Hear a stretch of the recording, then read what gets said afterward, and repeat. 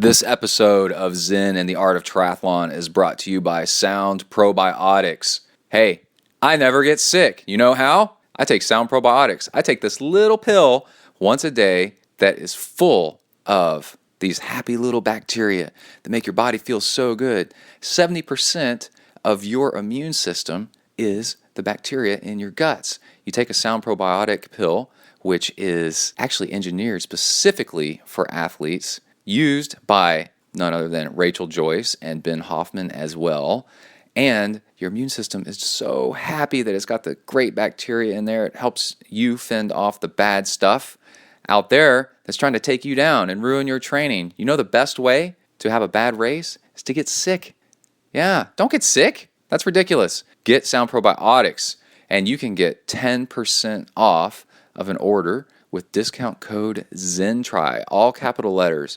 Go to soundprobiotics.com and type it in, just like this, ZenTri. You can do it. I believe in you. And you get 10% off and Sound Probiotics delivered right to your door, one a day. It's as simple as that. And here at ZenTri, we love simple. All right, let's go ahead and get started with the show. You are listening to Zen and the Art of Triathlon.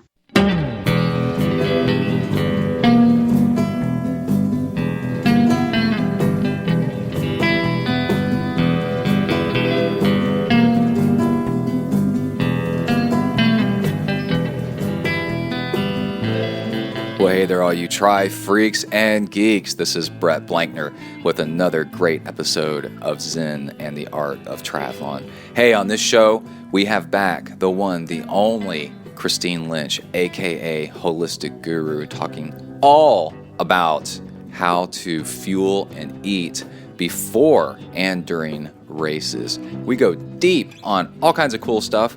We talk about salt a lot and how it helps you digest your food better. For example, one of the cool little tangents we go off on the side there. And it's a really, really great interview. And she and I are old friends. So we talk about all kinds of stuff for an hour. It's a very valuable show for those of you that are trying to figure out your nutrition for long course stuff. And also, like I said, pre-race. It's very, very important to eat the right stuff the day before and the morning of. And we cover all that. It's great to have her on the show. And also, I take you with me to talk about how to train and execute a great week so that you can have a great race, specifically on the bike, doing time trials and how to use a time trial to increase your bike performance and increase your bike power and FTP, functional threshold power. Basically, how many watts you can hold for an hour. It's a fantastic test. I'm going to go over in detail how to do it and how to get the best out of yourself so that you get the best numbers, because once you have your FTP number, you can do all kinds of amazing stuff so much better in triathlon. And also how to do a test the best way. There's all kinds of ways to do it, and I found a really great way to get it done in the most accurate manner. And we're going to cover that. I'm really excited about bringing that to you. I had some really great results this week. Okay, and I guess before we go any further, we should knock out some triathlon news. Here we go. All right off the bat, we should jump in to the San Francisco Bay and talk about Alcatraz. That race is crazy. I did it one year, and I had to qualify for it at another race where we jumped off of a ferry. All the athletes jump off of a ferry next to Alcatraz Island, and they really do swim from Alcatraz Island, next to Alcatraz Island, to shore, to San Francisco, to the beach. And then you run a long ways to your bike, and then you bike up over what seems like a mountain. It's incredible. And then bike around like crazy, and then the run goes down the beach and through a tunnel that was used in the Civil War times or such. I mean, it is just a really, really hilly, really tough, really nuts race, and I loved it. And this year, we had two new winners. We had Eric Lagerstrom, who is a Viking from the USA's, take out the win in 2:02.06, and he beat Andy Potts just barely. There's all kinds of video online of him edging out Potts at the finish line and going nuts with his hand pumping of the fist. And he's probably doing that because Andy Potts always wins this race. So to actually beat Andy at this race is very, very hard to do. And congratulations, that's nuts. Andy Potts second, Kevin Collington third, Josh Amberger and Cameron Dye rounding that out. And on the women's side, Ashley Gentle with a 2:13, and then Lauren Goss, Miranda Carfrey was in this, and Leanda Cave was in it. Pretty good result, 2:17 for her.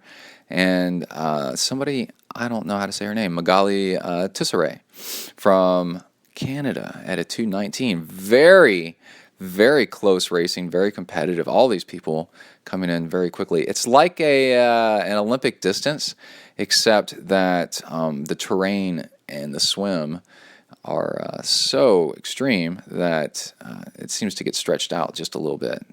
Kind of like halfway between an Olympic and a half Ironman. And then we had a 70.3 in Switzerland, and Sebastian Kienle won that, and Peterson took the women's race. And I guess the next important thing to talk about is we have new ownership of races, the challenge races in the Middle East. Ironman stepped in and took over Bahrain and Dubai, which is absolutely crazy. I'm actually really proud for the Middle East and getting an Ironman in there, because one of the really interesting things is that part of the Middle East has a really bad health problem, and if Ironman steps in, they bring in a ton of athletes to come race, and hopefully that can inspire and get locals racing. Challenge is great. Ironman tends to bring in even more people, so we'll go with that.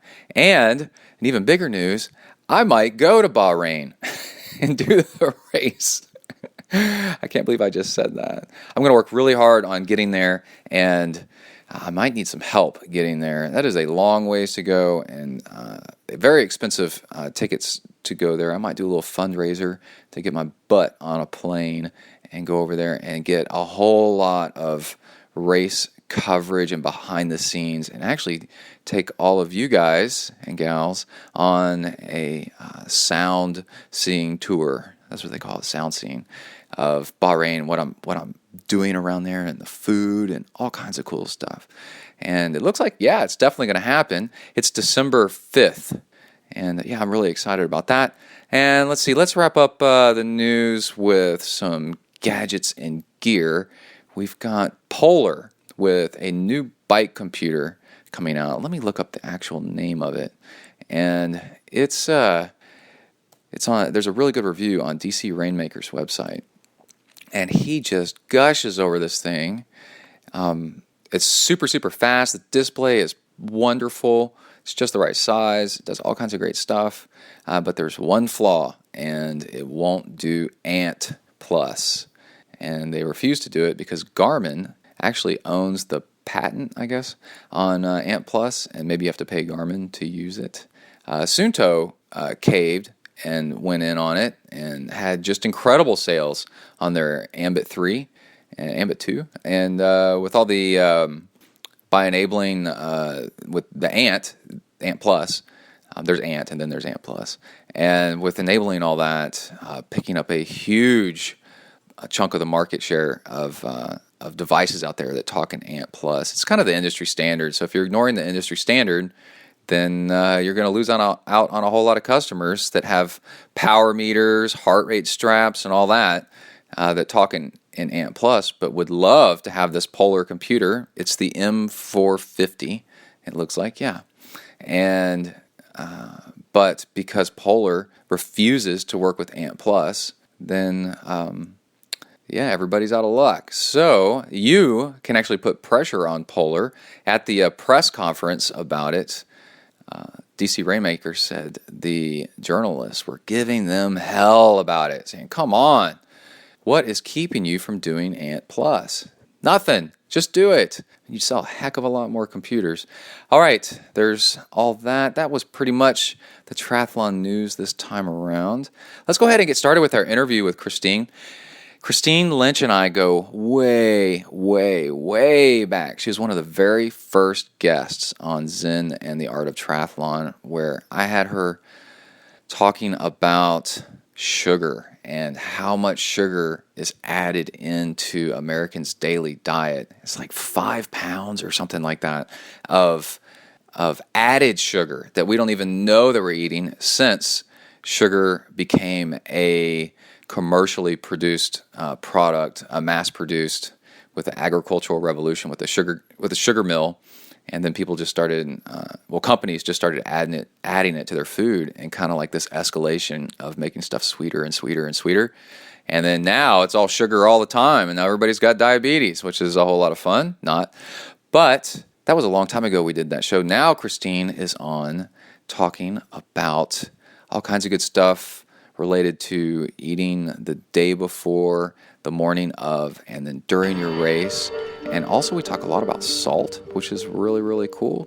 And we talk about going up to New York for Emily and I to go visit her and her fiance, soon-to-be husband, John Hirsch, who's been on the show a lot. He's a pro triathlete, and we might do some cyclocross, which I'm super amped about. You can be amped, but you can also be super amped, which is what you want to do when you do cyclocross. She might do the cyclocross in her wedding dress or something. I don't know. Let's go ahead and hop in to the interview and get all the details. Here we go. Welcome to the next level.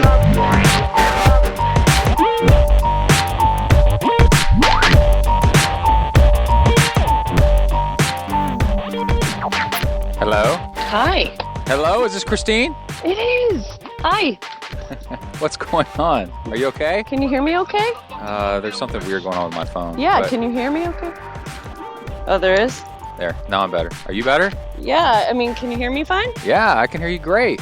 Oh, sweet. Okay. You're a little quiet. Let me see. I have hands-free right here. Is this any better? Yeah, that's okay. better. I'm outside. Oh, Yeah. I'm jealous. We're recording already. I assumed we would be. You don't waste any time. No time to waste.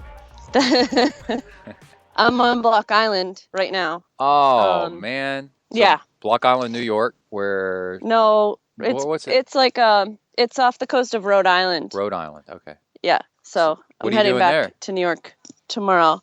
John's doing a training camp for Challenge Williamsburg. Oh, okay. For the people that don't know, who's John? Who's John? Oh, he's the guy I'm going to marry pretty soon. All right. Yeah. So this is what happens at your Spain training He's my camp? biggest fan. Yeah? Exactly. You climb a mountain and then get He's proposed my biggest to? fan. Yeah. And then I have to ride the rest of the mountain to the top before I get to tell everyone about it. That's funny. So, yeah. That was a magical day. It was a good time. That was so cute. It was. It was awesome. I knew something was up that morning, so I'm like, why is he being so nice to me? But, yep. Instead of what? How is he usually? So, pushy? Yeah. No, usually like during a training camp, he's like exhausted and kind of whiny. Yeah, whiny. Yeah, I was about to say grumpy, but no, yeah, that's not the word. It's whiny. Yeah. Yeah. Like a sissy. But he was being like super excited and happy energy guy. Energy guy. Yeah. No, it's not even whiny. Whiny is an exaggeration. It's more like zombie. Oh, okay. I remember, I'll never forget when he came down here and he was riding with me, and we went out for a 100-mile bike ride. Mm-hmm. And we were getting close back to the house, and it was like 98 miles or something like that. We were at 99. And I go, okay, turn right. And he said, why are we turning right? And I go, because we're going to do 100 miles. And he goes, screw that 100 miles. I don't want to ride 100 miles. And I'm like, dude, you're not going to let some age grouper ride 100 miles, and you're not, right? He's like, oh, I hate you. Okay. like that. It was so Meanwhile, he whiny. had probably done 100 the day before. Yeah, oh, totally. Yeah. And the day before that. And the day before that. Yeah. Like a border collie. He's got to keep Yeah. going. Yeah. So what's new with you? What's going on? So, lots of stuff. I tore my plantar fascia. I completely ruptured it, and then kept running on it. And then that led to a stress fracture in my metatarsal. So, I was not running for a long time. I was on crutches for like about 2 months, but I like literally, because I just couldn't do weight bearing like walking or running, but I could pedal a bike. So I crutched to my bike, got on the bike and rode, and then got off by my crutches. So I still was able to ride a bike. But now I can run again. So I'm starting with the you can run every other day for 30 minutes. Then next week, 35 minutes, the real slow coming back thing. Yeah. And it's so lovely and exciting because running's my favorite. Well, you kind of remind me of this. I saw a thread on Slow Twitch, and I didn't even click past it because I didn't even want to know. But the title was, "How do I ride a bike with a colostomy bag?" How do I train with a colostomy bag or something like that? I mean, what, you're going to let that and stop you? There's two different things going on here. Either it's very temporary, right? And he's got something going on where he has to do it. And in that case, don't. Take a freaking break for a little bit, okay? Right. Now then there's a whole lifestyle situation. You're trying to figure out how to do it because you're going to be stuck with one for a long time for whatever reason. Right. And yeah, okay, that's a good question to ask. And but I was like classic exercise addiction, right? Like, I broke my neck in 3 places, and my I see this all the time on Slow Twitch, stuff like this. And I got lacerated with 54 stitches from a shark bite. What percentage of my FTP is this going to affect with the 3 days? The 3 days I'm planning on taking off. The doctor's making me take off, and you're like, dude, freaking calm down, man. Like, just take a break for a couple of days. It's all right. Yeah, I'm totally an enabler of that kind of thing because I'm like, well, what can we invent to attach your colostomy bag so that you'll be able to pedal without getting in the way? Yeah, there is that, right? I'm sure we can come up with something. Yeah, we that's don't the way want I think this too. Yeah. to be a disability that's going to interfere with your quality of life and your quality of cycling and training. You want to be able to pedal with your colostomy bag. That's fine. So Let's figure it out. Did you ruptured your is it ruptured or tore? Or what's the difference? Your ruptured. Tendon. So that's a tendon that runs under your foot? Well, plantar fascia, it's fascia, so it's not a tendon. Okay. But it goes underneath like your entire foot and attaches like to the back of your heel. Right. And what so were you doing people, when this happened? What were you were just walking across a parking lot, or were you being awesome and epic at the moment? I mean, this is a really long process, but the sort of short version is last winter, it was like January 2014.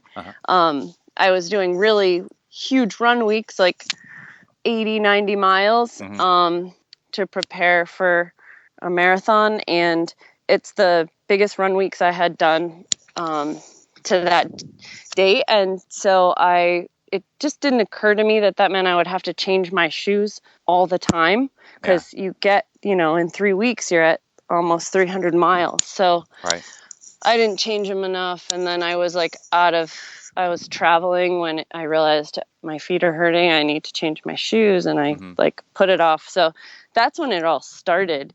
By August, I was doing the Block Island Sprint Tri, and I was winning by like a minute, and I had less than a mile to go, and I felt a pop, and it was like raining, and it was on the beach on the sand that we were running, and I was killing it. It was raining, and I felt the pop, and I kind of limped for a minute, and then I felt a second pop and fell over and didn't stand up again on my foot for weeks. And I had to be like carted off the sand in a 4-wheeler, then into an ambulance, and it was like I had to army crawl up. It was very dramatic with the rain and the wind. I'm sure you loved all that attention. and the yell, there was hardly anyone around.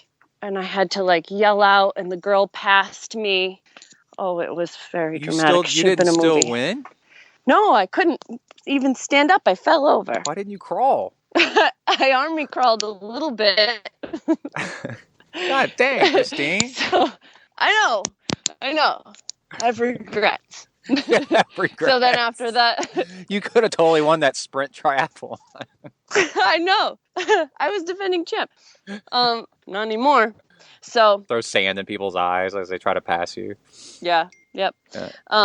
So then I was on crutches for a while. And I let it heal as long as I thought, but the MRI didn't really show too much, and so I thought it was fine. So then I got back into running, and I continued my season, and then but it still was hurting. And then I did that. I won that 50K in January. Yeah. I trained for the 50K, and I won the 50K, and I was like, my foot feels funny. And then I got another MRI, and they're like, that's because you tore your plantar fascia off the bone, and your bone's broken. And I was like, what? Doesn't even feel like my bone's broken. Yeah, that's weird. Yeah, but I forgot that your bone was broken. It's kind of coming back to me now. Yeah, I knew the whole thing about it being torn completely off. Yeah, so I guess I just pushed myself and like dissociated from the pain. Mm-hmm.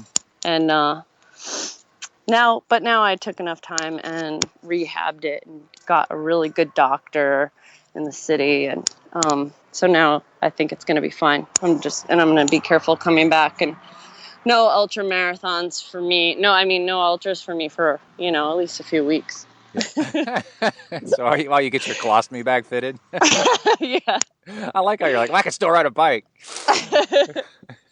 Yeah. So anyway, in the meantime, I finished another degree and got licensed to add being an occupational therapy assistant to what I'm to doing nutrition and everything else. Yeah, this is super exciting. I'm stoked for you. So I got that.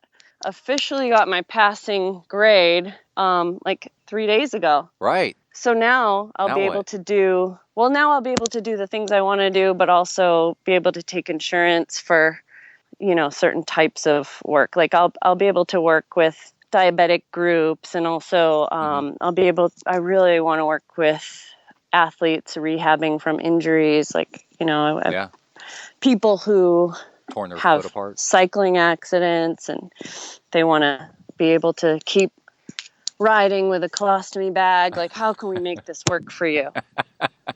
And so now, and then I'll be able to add the nutrition to it, and it's all very exciting. So it's the whole package.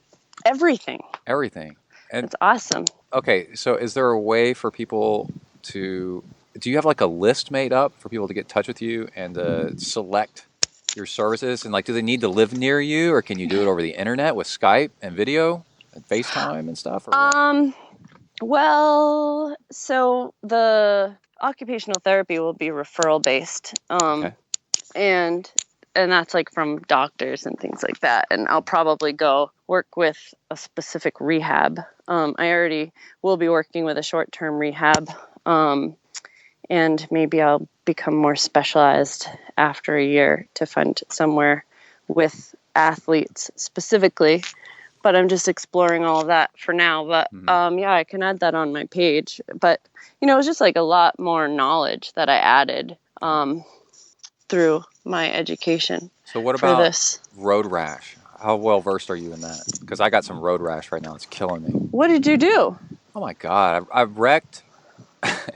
On my podcast, I spent probably 3 episodes warning people about the bike ride on Galveston, that there's a section where if you're not careful, you will wreck. Mm-hmm. And then I went and wrecked on it, which is funny. And then it was a 90-degree turn with potholes in the rain. And the grip tape on my handlebars had worn off over the years. And so my hand slipped off. And I landed on my side.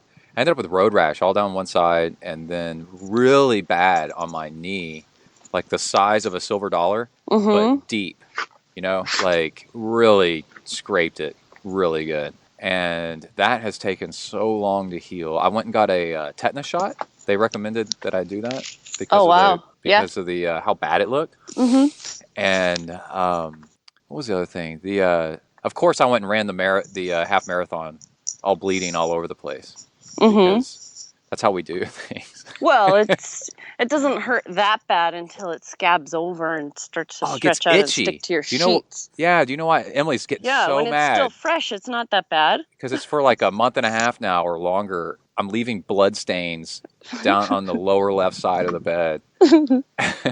And the sheet will stick to my knee, you know? Yeah, and then you gotta take it off. It'll start itching and without even knowing it, I'll start scratching at it, you know? Yeah. And that'll open it. Why? Do you know why it starts itching again? Is it Because it's healing.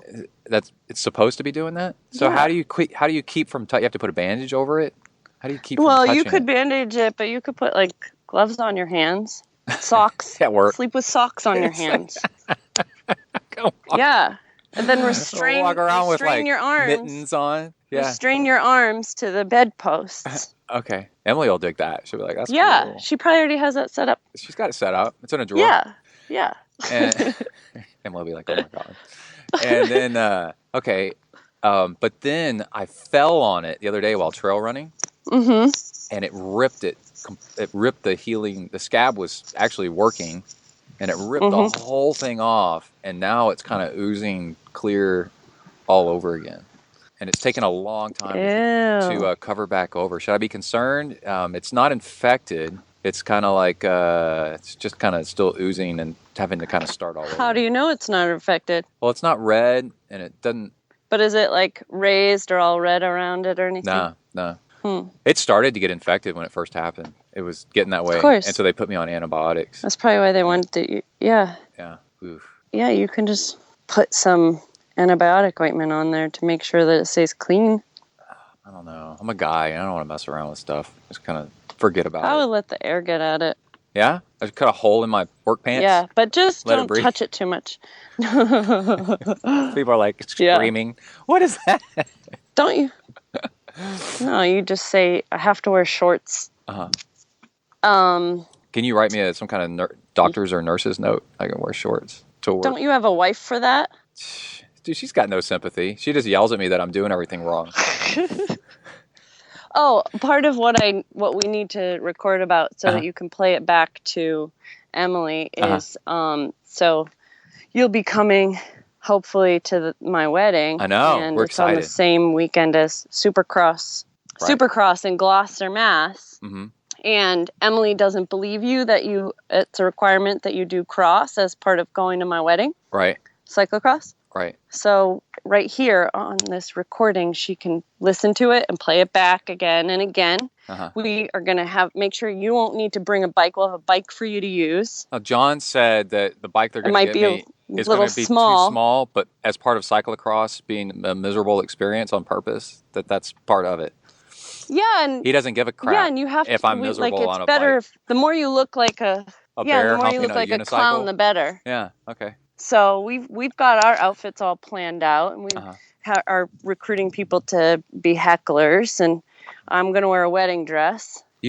I wish you heard the conversation when I was telling Emily about this. I said, yeah, I'm actually excited to go to New York because I've been talking with John and Christine, and I'm going to do some cyclocross while up there. And I've never done a cyclocross race before, you know? Oh, it's so fun. I know. I love watching cyclocross videos. Like Yeah, on the it's trainer. cool. They're the best. And I'm so into it. And then and she said, "What? We can't go on one vacation without you having to exercise or do something." And she Do a really went race. off on me. A race, or this is going to be time with us and with John and Christine. And Well, she's the one not spending time with us because she's right. not doing the race. And you just need to not do anything and enjoy a trip with us being together with them, and you not taking off and going off by yourself and doing something. And I go, Emily, they're in the race. And she was like, you should have seen her face. She was like, what? And I go, they're in the race. They're racing it. She's like, I'm not going to win this one. And it's our wedding. It's called Wedding Cross. And she said, I think it's like both days. Like, I'm not sure which day. And then, and she said, well, maybe the day before or something like that. And I go, actually, I think it's the day of the wedding. And I think Christine's wearing a wedding dress while cyclocrossing. And she was like, That's "Oh gonna shit, be awesome. I know it's gonna be the best." Yeah. Yeah. So yeah, I'm gonna have 2 different wedding dresses though. Uh-huh. I'm not gonna wear the muddy one to actually get married in. Oh, damn it. I know. Yeah. There's a white So- wedding dress, there's silver, and then there's mud. Yeah. What does that imply? Yeah, exactly. Man, she's dirty. Something borrowed, something blue, something muddy from cyclocross. Yeah. Well, what another thing so, people yeah. may not know about is you're probably not the current defending American Zoffingen champ. No, oh my You gosh. let that go, but you are like a 2-time one of the world's hardest. It's a duathlon, right? Yeah, it's a duathlon. In the mountains in upstate New York or Yep. mid-state. Is it upstate or Yep. mid-state? New Paltz. It's upstate. And where I almost got viciously Beautiful attacked by a bear. Same place. Yeah. And you won that twice Yeah, it was awesome. on a road bike, Yeah. Big debate. which is a big debate. Yeah. So Road what's the deal on road bike versus tri bike? How'd you pull that off? And why does it matter? Okay, so Okay. with so much climbing, I'd rather be on my road bike on that course for Okay. climbing. Like I just climb right past everyone who's on their tri bikes on You that climbed course. past me on a mountain pass one time. Yeah.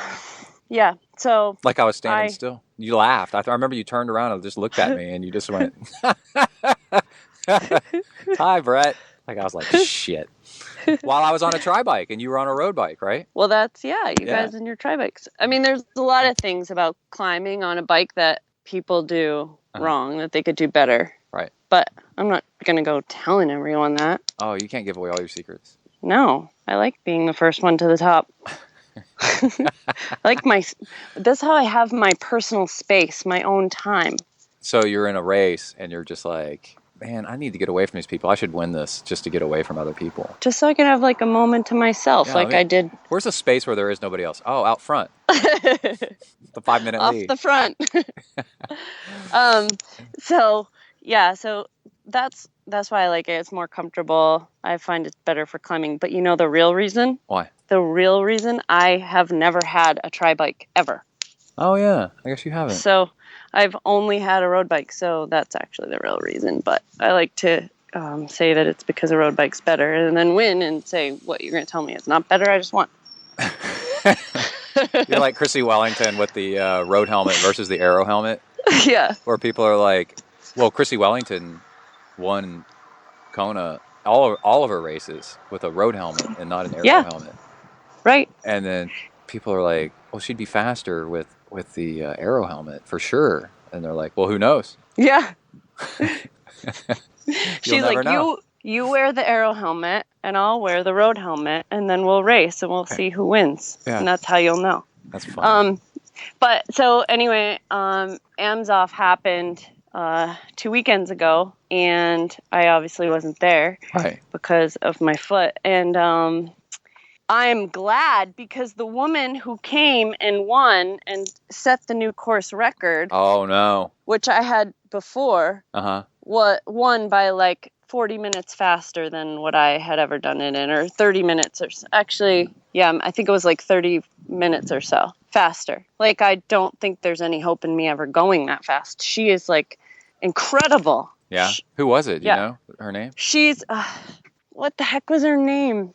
I forget what it was, but I looked at, like, at first I was like, oh no, that woman would have kicked my ass. But then I looked at all her accomplishments and I'm like, she would have kicked everyone's ass.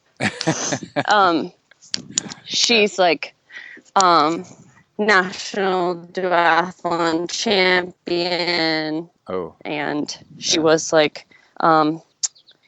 she was like the top female age group triathlete. I'll have to look up her name to tell you. But anyway, so I was more like psyched that she went and did the race. Oh, Yeah. Not that race, I mean, it sells out, so it doesn't need people to promote it and people with like impressive race resumes to come and do it to draw more people because it sells out right away every year. Yeah. But it's just kind of cool to have like such strong competition there. Yeah. Yeah. It lends it an air of legitimacy to have Yeah. some badasses show up. Yeah, And, it's really cool. And then it's kind of cool because then if you ever go back, you got a new time to try to beat instead of just racing yourself. Yeah, and it's also maybe I could work that time, but that course, anything can happen. It's like so crazy, that race. Sometimes you have like, it can be really hot and humid. Other times it's like 50 degrees and pouring, and the course is just so brutal that anything could happen to someone who's way faster than me, and I could still end up winning. You just have to like stick with it, because it's so easy to screw something up or have something bad happen where you just don't get to finish the way you planned. You know what? While we have you on the air, a good question to ask you is if you were going to do a long race, like a half Ironman or let's say Ironman-ish, distance, duathlon or triathlon, doesn't really matter, or an ultra marathon, something like that. How would you be fueling it now, knowing what you know and all your background in the nutrition stuff? And actually nowadays it's getting more and more important to know kind of like the couple days leading up to it. Yep. Like what would you eat? You don't have to get very specific, but just kind of like... Yeah. This has been like the main thing that people have been reaching out to me for recently, is spelling out their fueling strategies from like the couple of days before all the way through the entire race. And it's something you need to look into months before your actual race. It's not something that, you're doing your taper and you're like, okay, now it's time to plan out my nutrition. Because you have to test. That's the way I always do it.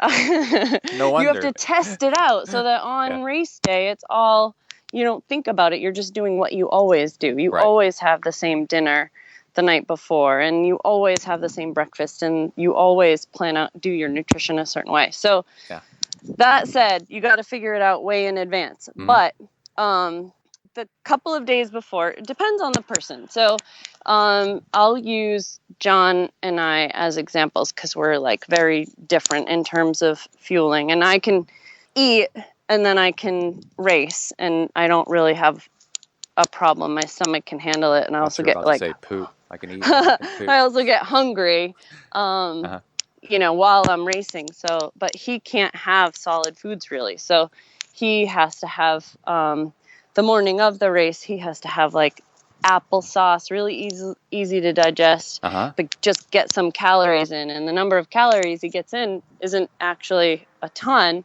So he has to make sure that he's really on top of getting his calories in regularly during the race. Right. But he'll have his coffee, but he also has applesauce, and maybe a banana and some kind of electrolyte drink. So does the applesauce really make you poop like people say it does? It doesn't. Apples contain pectin, and that helps actually make it so that it doesn't like bind you up. But if you think about if you have like really bad stomach problem, like diarrhea or something, you're sick. Right. There's something called the brat diet. The brat diet. And so the brat, which is bananas, rice, apples, and toast. Oh, okay. So any of those foods, for somebody who has like problems with foods making them have to poop before a race, then the brat diet is a good option. So applesauce. Okay, bananas, rice. Oh, rice. Not raisins, that's opposite. Right. Bananas, rice, apples, so applesauce, and toast. Why? Because those things help slow down your digestion. Okay. And so, but for some people, there's also an element of nervousness. People get nervous, and it's going to make them feel like they have to go to the bathroom more too. So sometimes you have to address that. I have when I'm about to race, my colon clenches up. It goes, everybody freeze. Nobody's going anywhere. Right. Like but my bladder goes, everybody run. Get the hell out of here. You just pee the whole time you race. It's fine. Oh, yeah. So it's actually not as bad because I go to the porta cans and I'm like, what the hell is that person doing in there? And that's the person that's wired the opposite way. They're taking a dump because they're like, their colon is like, holy crap. I got to get out of here. Yeah, that can be nerves. It can be food choices. It can also be Yeah. the night before. So anyway, that was the breakfast for We the gotta stay on track. person with the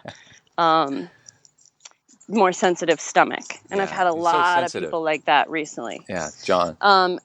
And also, you got to really look at ways to make sure that you're absorbing everything when your stomach is just acting up like that, and you're just like expelling everything immediately. Mhm. So that skipped ahead to breakfast, because really want to look at the day before. Right. So you want to consider whether you're somebody who really needs to cut down on the amount of fiber you're having. Because if you have a ton of vegetables like you normally would the day before, some people who are prone to have more like pre-race diarrhea or have that kind of problem during the race, then they should cut out the vegetables the day before. As much as it kills me to say to skip a day of vegetables, you got to do it.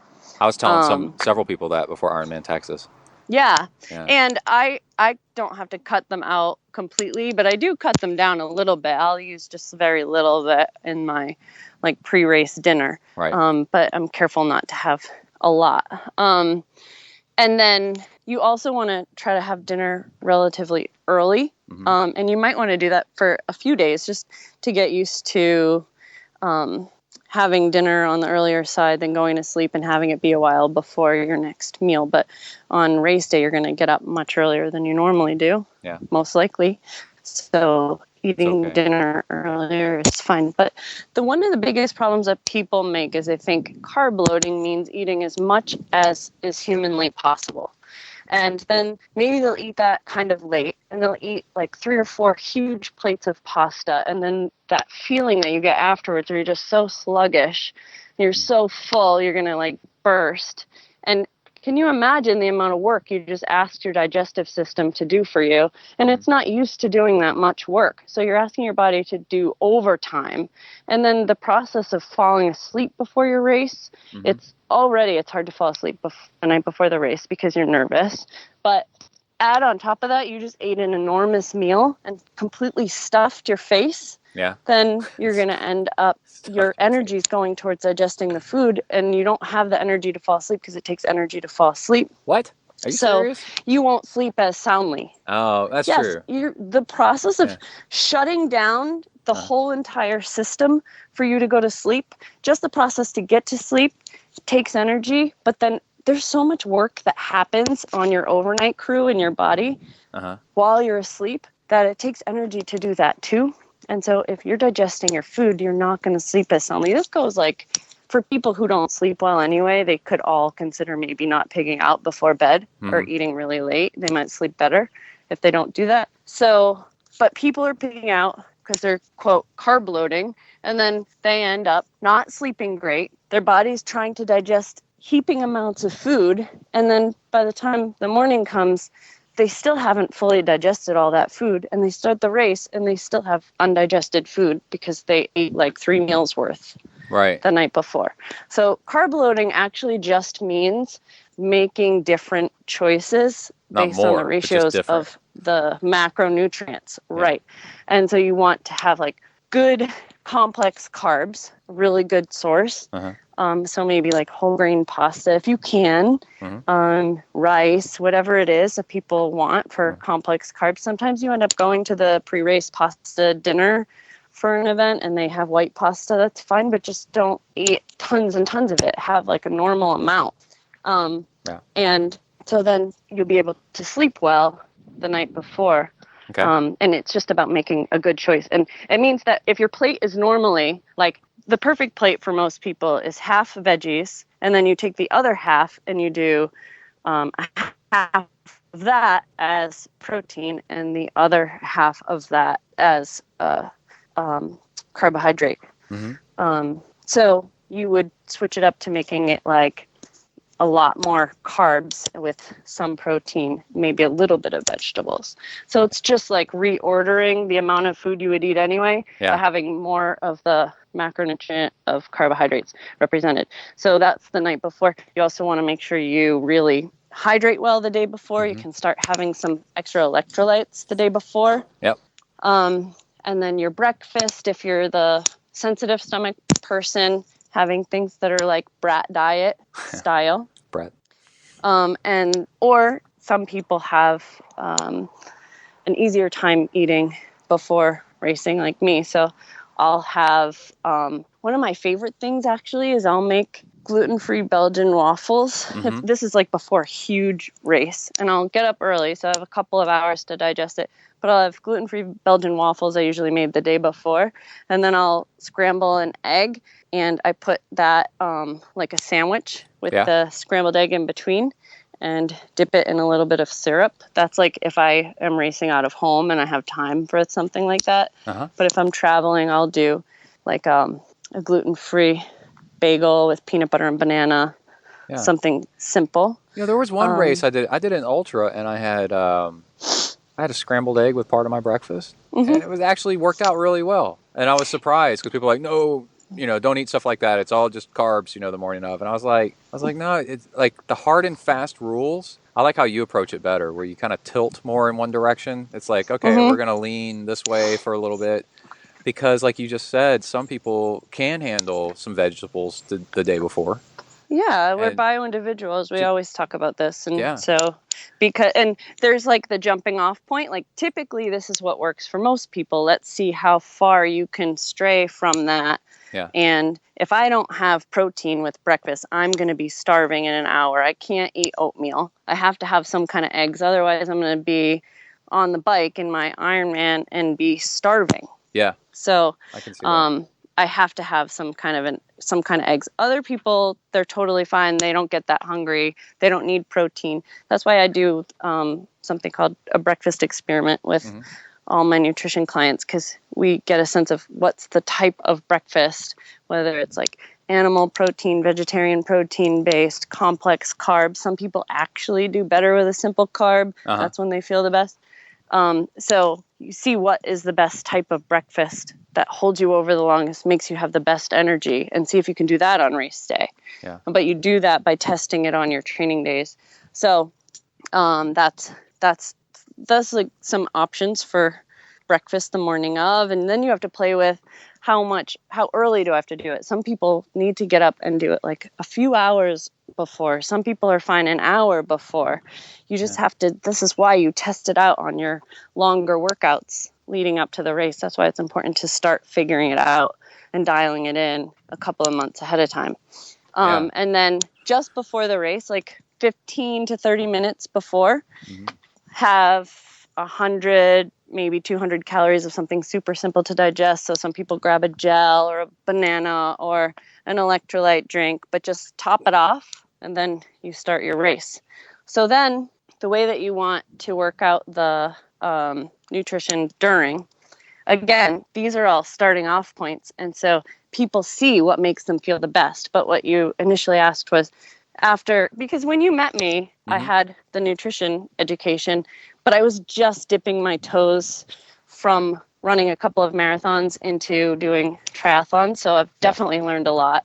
And in nutrition school, we didn't learn about fueling for these events. You just have to take the knowledge you learn from there and apply it and figure it out. Right. But the first thing I did was read labels of products and follow the instructions for those. For the first couple of years of racing, I did, a gel every 45 minutes or whatever the products are. They're roughly like 100 calories every 45 minutes to an hour. And then I was studying some other nutrition strategies, and I read somewhere that I actually wanted to have 3 times that. And for someone as small as me, I'm like 300 calories an hour on the bike. That sounds insane. The second I did it, I felt amazing. And the hardest part of transitioning into doing that was figuring out where the heck am I going to store all these calories? Right. Where do I put them so that I have them with me? Because like if you ride your bike for 6 hours, that's 1,800 calories. So you need like 2 cycling jerseys on for that. Yeah. So what do you do? Where do you keep everything? I finally figured out how to carry it all with me.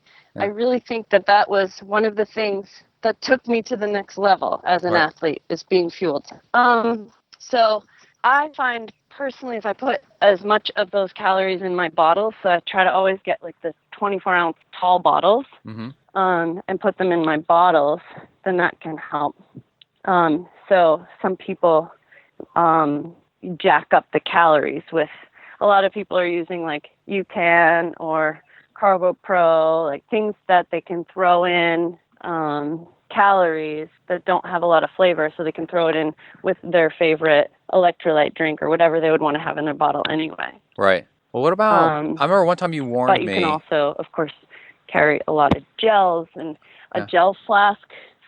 You warned me one time about with bars to watch out because the amount of, to look at the fiber on a bar, because that fiber adds up and can actually slow you down. So you go, oh, this bar's got 5 grams of fiber. What's the, and then you're going to eat 6 of them. So you're talking 30 grams. That's a little bit of a lag. So let's just pretend like we're on walkie-talkies and not try to talk over each other. Wait till the other person finishes talking, and then you talk back for a little bit. Over. Oh, like manners? Yeah, I'll have to remember how to do that. Okay.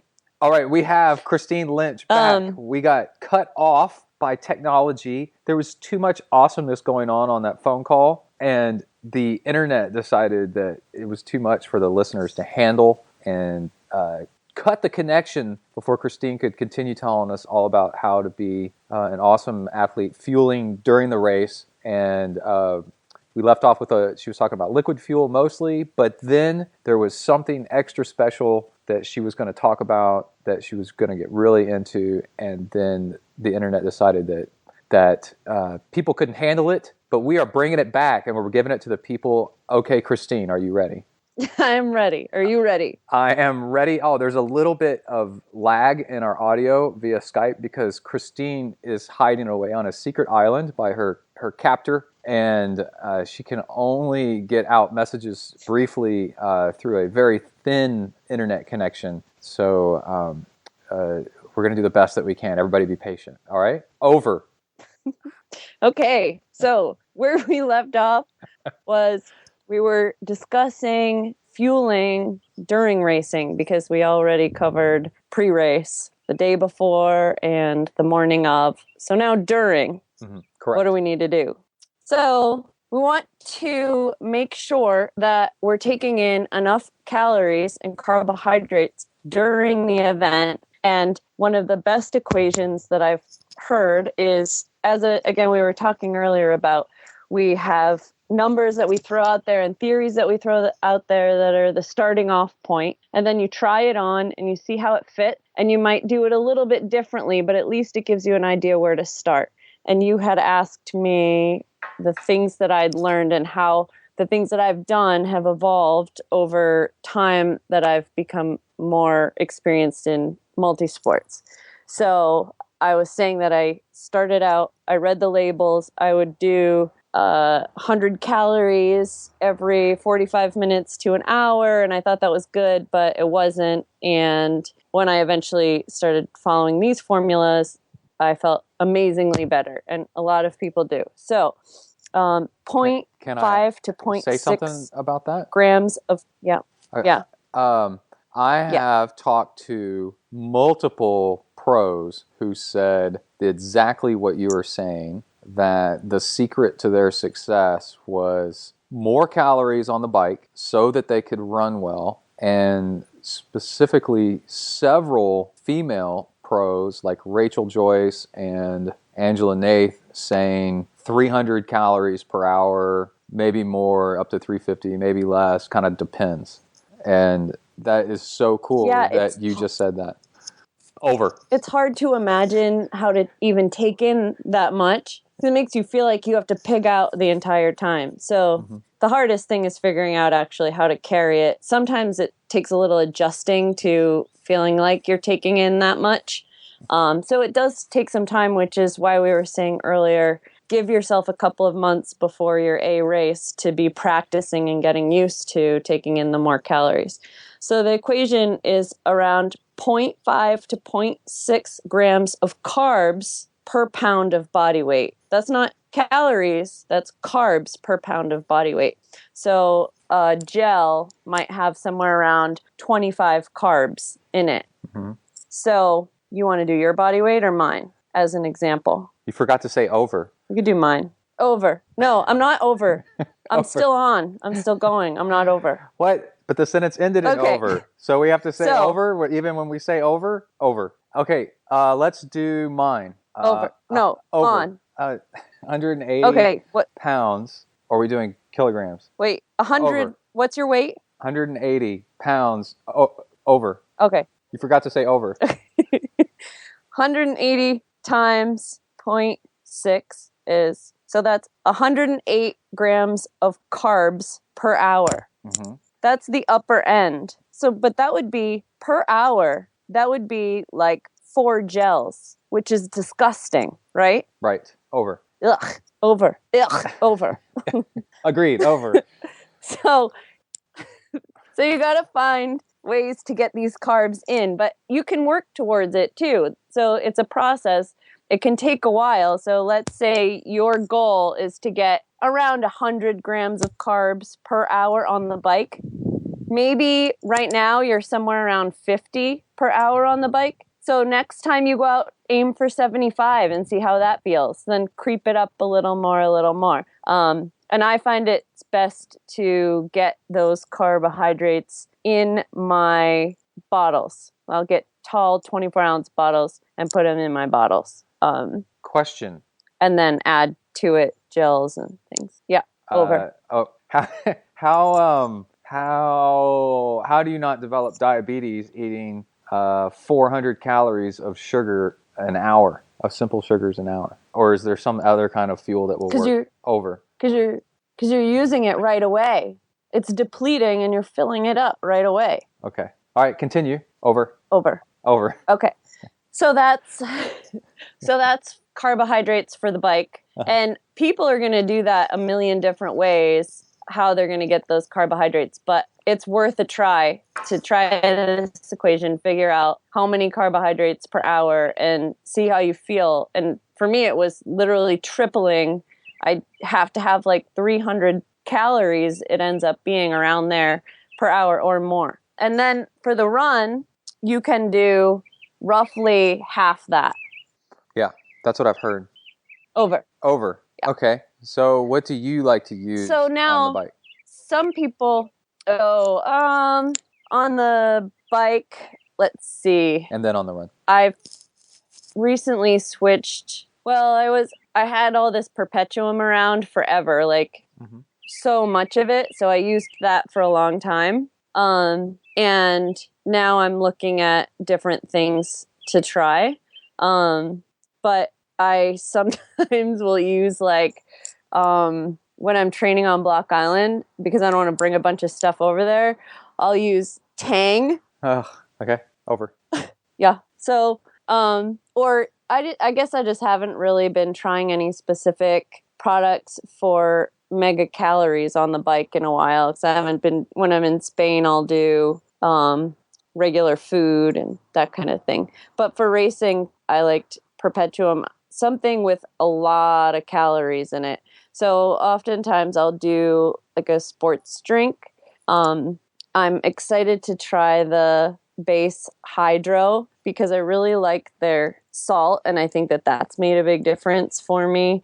And I never thought I was someone who needed to replace salt because I'm not a very salty sweater, but I notice a difference immediately. And so I'm excited to try the other electrolyte products that they have coming out. But then I'm not sure that will be enough calories all in one bottle. So sometimes adding something like Carbo Pro, and people like UCAN, I haven't tried that. So a lot of the time I end up just mixing up things at home. I've done maple syrup and lemon and water, and I'll mix like some base salt in with that. So can you tell me about... Yeah, I don't have my go-to right now. I don't have a very good answer for that. You were telling me with salt to take in salt with your fuel because your stomach, without salt, it doesn't want to digest as well?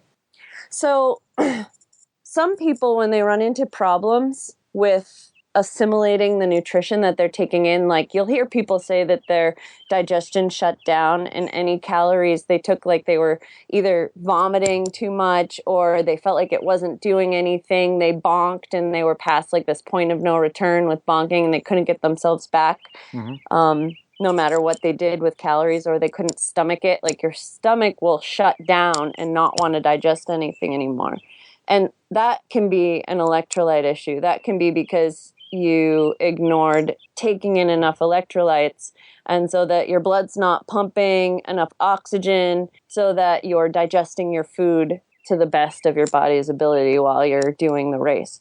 And so people can take things in, or they'll get really nauseous and they can't take things in, and it's never going to work as well, no matter what their plan was, if they don't also look at their hydration, and hydration being the full gamut of making sure you get all your electrolytes. And for a long time, I would work with people who have definitely issues with losing a lot of salt and needing a lot more electrolytes, like people who are covered in white powder and guys who would be incredible cyclists and they're so strong, but then once they get a cramp, that's it. They're done for the day. And so I would work with them and teach them how to take in more salt, more electrolytes, but I never considered myself being someone who needed that because I don't cramp. I get tired towards the end of workouts for sure, and I'll bonk and I'll feel like sometimes my calories aren't doing what they should be doing, and I always sort of thought maybe I'm just really tired or whatever.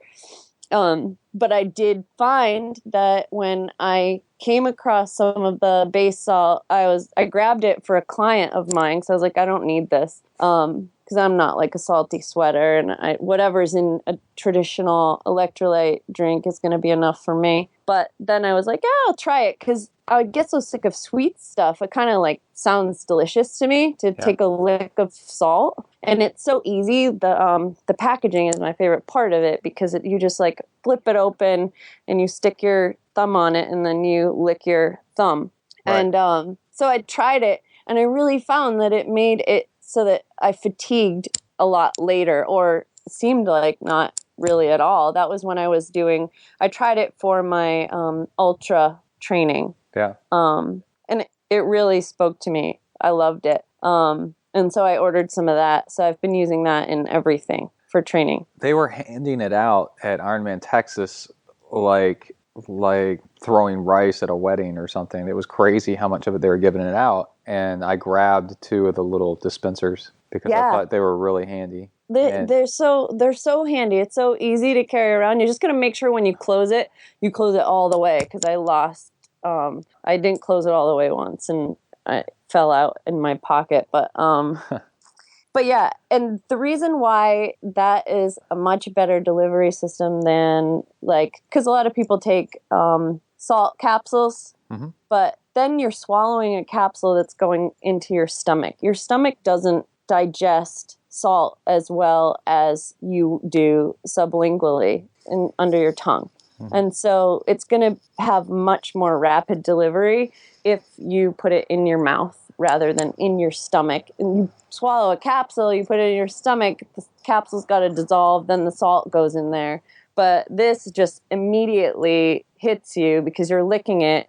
And also, it's delicious. I look forward to it. I was doing every half hour or every 15 minutes when I was doing my really long runs to get ready for my ultra and for my 50K. And I looked forward to it every time because it was tasted really good. Well, cool. So that's like an amplifier. Yeah. If you're somebody who doesn't cramp, it's like an amplifier. And if you're somebody who does cramp, then you have no choice. You have to take in electrolytes. Cool. And it can be good before and during. So, and they have a whole bunch of other stuff that I haven't tried yet, but I will. But the salt is just I think it's so smart. So to wrap up, I got 2 questions for you. How can people get in touch with you? And also, if you were to prepare a meal right now, what would it be? Okay. To get in touch with me, Christine with a CH at liveandeatbetter.com. And also my website is liveandeatbetter.com.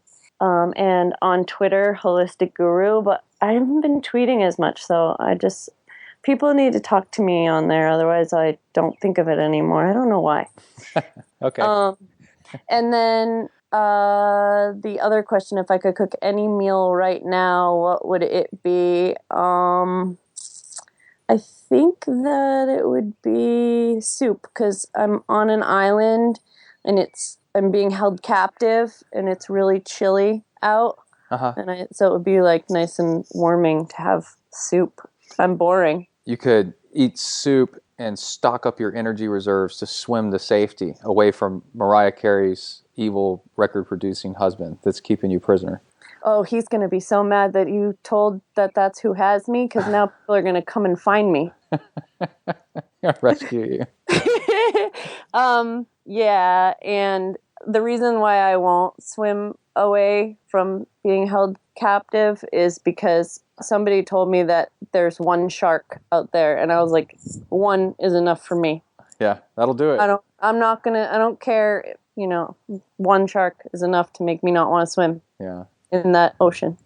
One more thing, though, that I wanted to tell you is, did you know I'm directing a race? No. What race is it? I'm a race director now. Cool. Tell us about it. Remember I did the Pain in the Mass tour? Yeah. Last year, and I was the Queen of the Mountains, and we climbed Mount Wachusett and Mount Greylock, and it's 2 days in a row. I was doing that event because they wanted me to consider directing it, and I loved it. And so I took that over. And so I've been working on that all winter. And it's going to be August 22nd and 23rd. And it's in Massachusetts. So it's on by the power of Mount Grayskull, you said? Yeah, Greylock. Oh. Greylock is a hard climb. It sounds like it. Yeah. Only Skeletor could do it. Or he won't. Well, Skeletor, yeah. Probably. Are you going to allow equal number of pro females as pro males? Yeah. Is it zero? No.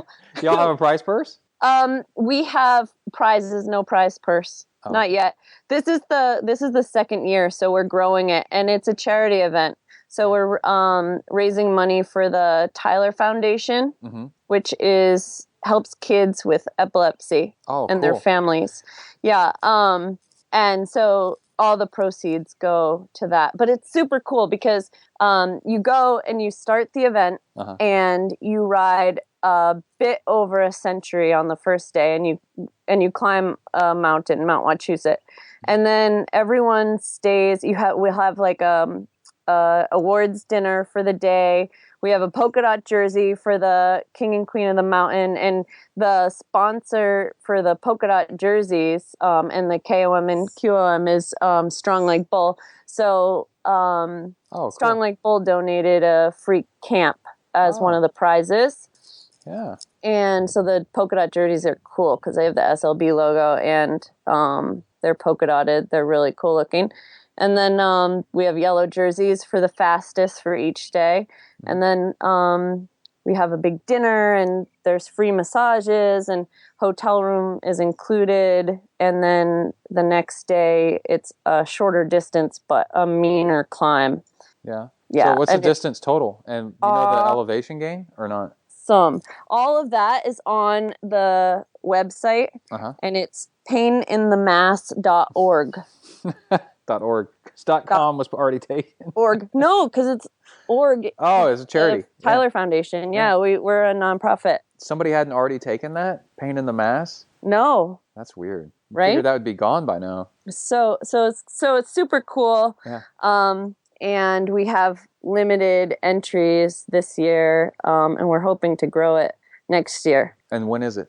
August 22nd and 23rd. Okay. It's a 2-day. And a road bike would probably be best for this? Oh, yeah. Sweet. Definitely. Sweet. Definitely. Yeah. So says the queen of Amsoff. Super excited. Yeah. And it's neat to be on this end of it, helping organize the whole thing, calling all the towns to get the permits and all that, because we travel far for this. When you get this one done, you should come be the race director for the Ultra Baby. Sure. Get all our town permits for our one town. Yeah, sure. It's so easy. I know. Yeah, this is not easy. This is a lot. A lot goes into this. But, I have been around Rev 3 and Challenge, and I wanted to put this on my resume as something to experience, like directing an event. And I have really good people to lean on and get information from through Rev 3/Challenge now. So yeah, that's cool. That's cool. I'm proud of you. Congratulations. Yeah. Race director. Thank you. Yeah. Awesome. I know, it's so cool. So I hope people look into doing that event, especially if they're in the Massachusetts area.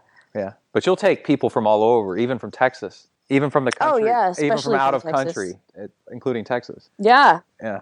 Yeah, we'll even pay for their homestay the night in between the 2 days. Not all Texans, though. No, we do that for everyone who does the event, but... Cool. Cool. All right. We'll stay on the line, and you and I can say bye after we hang up. Cool? Okay. Okay. All right. Over. How was that? Over. It was awesome. That's cool. All right. Thank you so much, Holistic Guru on Twitter. I absolutely love talking to her. She is so much fun. She takes a little while to get rolling, and then the chaos just unfolds. She's so cool. And also, if you want to do something cool, I want you to check out Chris Hague Racing, Hague, chrishageracing.com. He is a really good friend of mine. He's been on the show a bunch.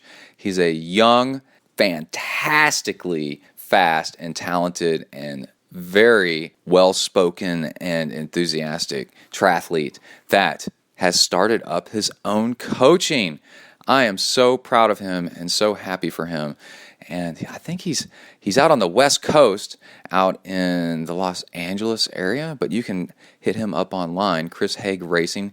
He hopped on to help sponsor some ZenTri episodes so that we can get his name out there. I promise you, one conversation with this guy, and you will become a believer forever. He is so nice, so great, so enthusiastic, so sharp. He used to run for the University of the South. I need to say that better. University of the South in Sewanee. I did spend the night there and checked out their swim team when I was looking at swim teams in college. It's a beautiful, beautiful campus up on the Cumberland Plateau. And also, we've raced together at Galveston, and I think he was considering going pro. I don't know if he actually went pro or not. But Chris is super, super great and super on top of things and very, very sharp. And I want you to go check him out. Again, chrishageracing.com. All right, let's go ahead and get started with the training log. We're going to mix in some emails and how to do some time trialing and all kinds of cool stuff like that. Let's go ahead and get started. Here we go. You are entering the ZenTri training log zone. Huneli.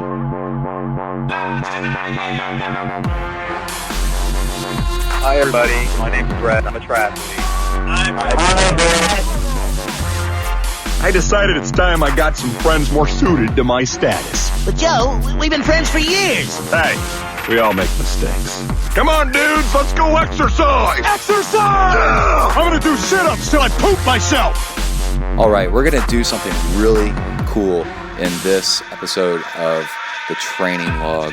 Instead of taking the mic with me all over town while I go and train and fit stuff together, which is a lot of fun, I actually like it, and I like giving you the sounds of where I am out there, but it's also, driving around in the car. I used to take the mic with me out on the bike, and while running, I'll still do the running sometimes, but on the tri-bike, holding the mic, and it is really, really tough, and I've learned over the years to spend my time actually working out instead of just lazily cruising around the countryside and zone 1 and zone 2. After Kai came along and then got older, my son, I really can't afford to do endless bike rides around the countryside. I need my time. So we need to actually record more efficiently and compact some stuff in. So what I'm going to do this episode is I'm going to read you some highlights of what I did the past week and tell you what I did and how and why. And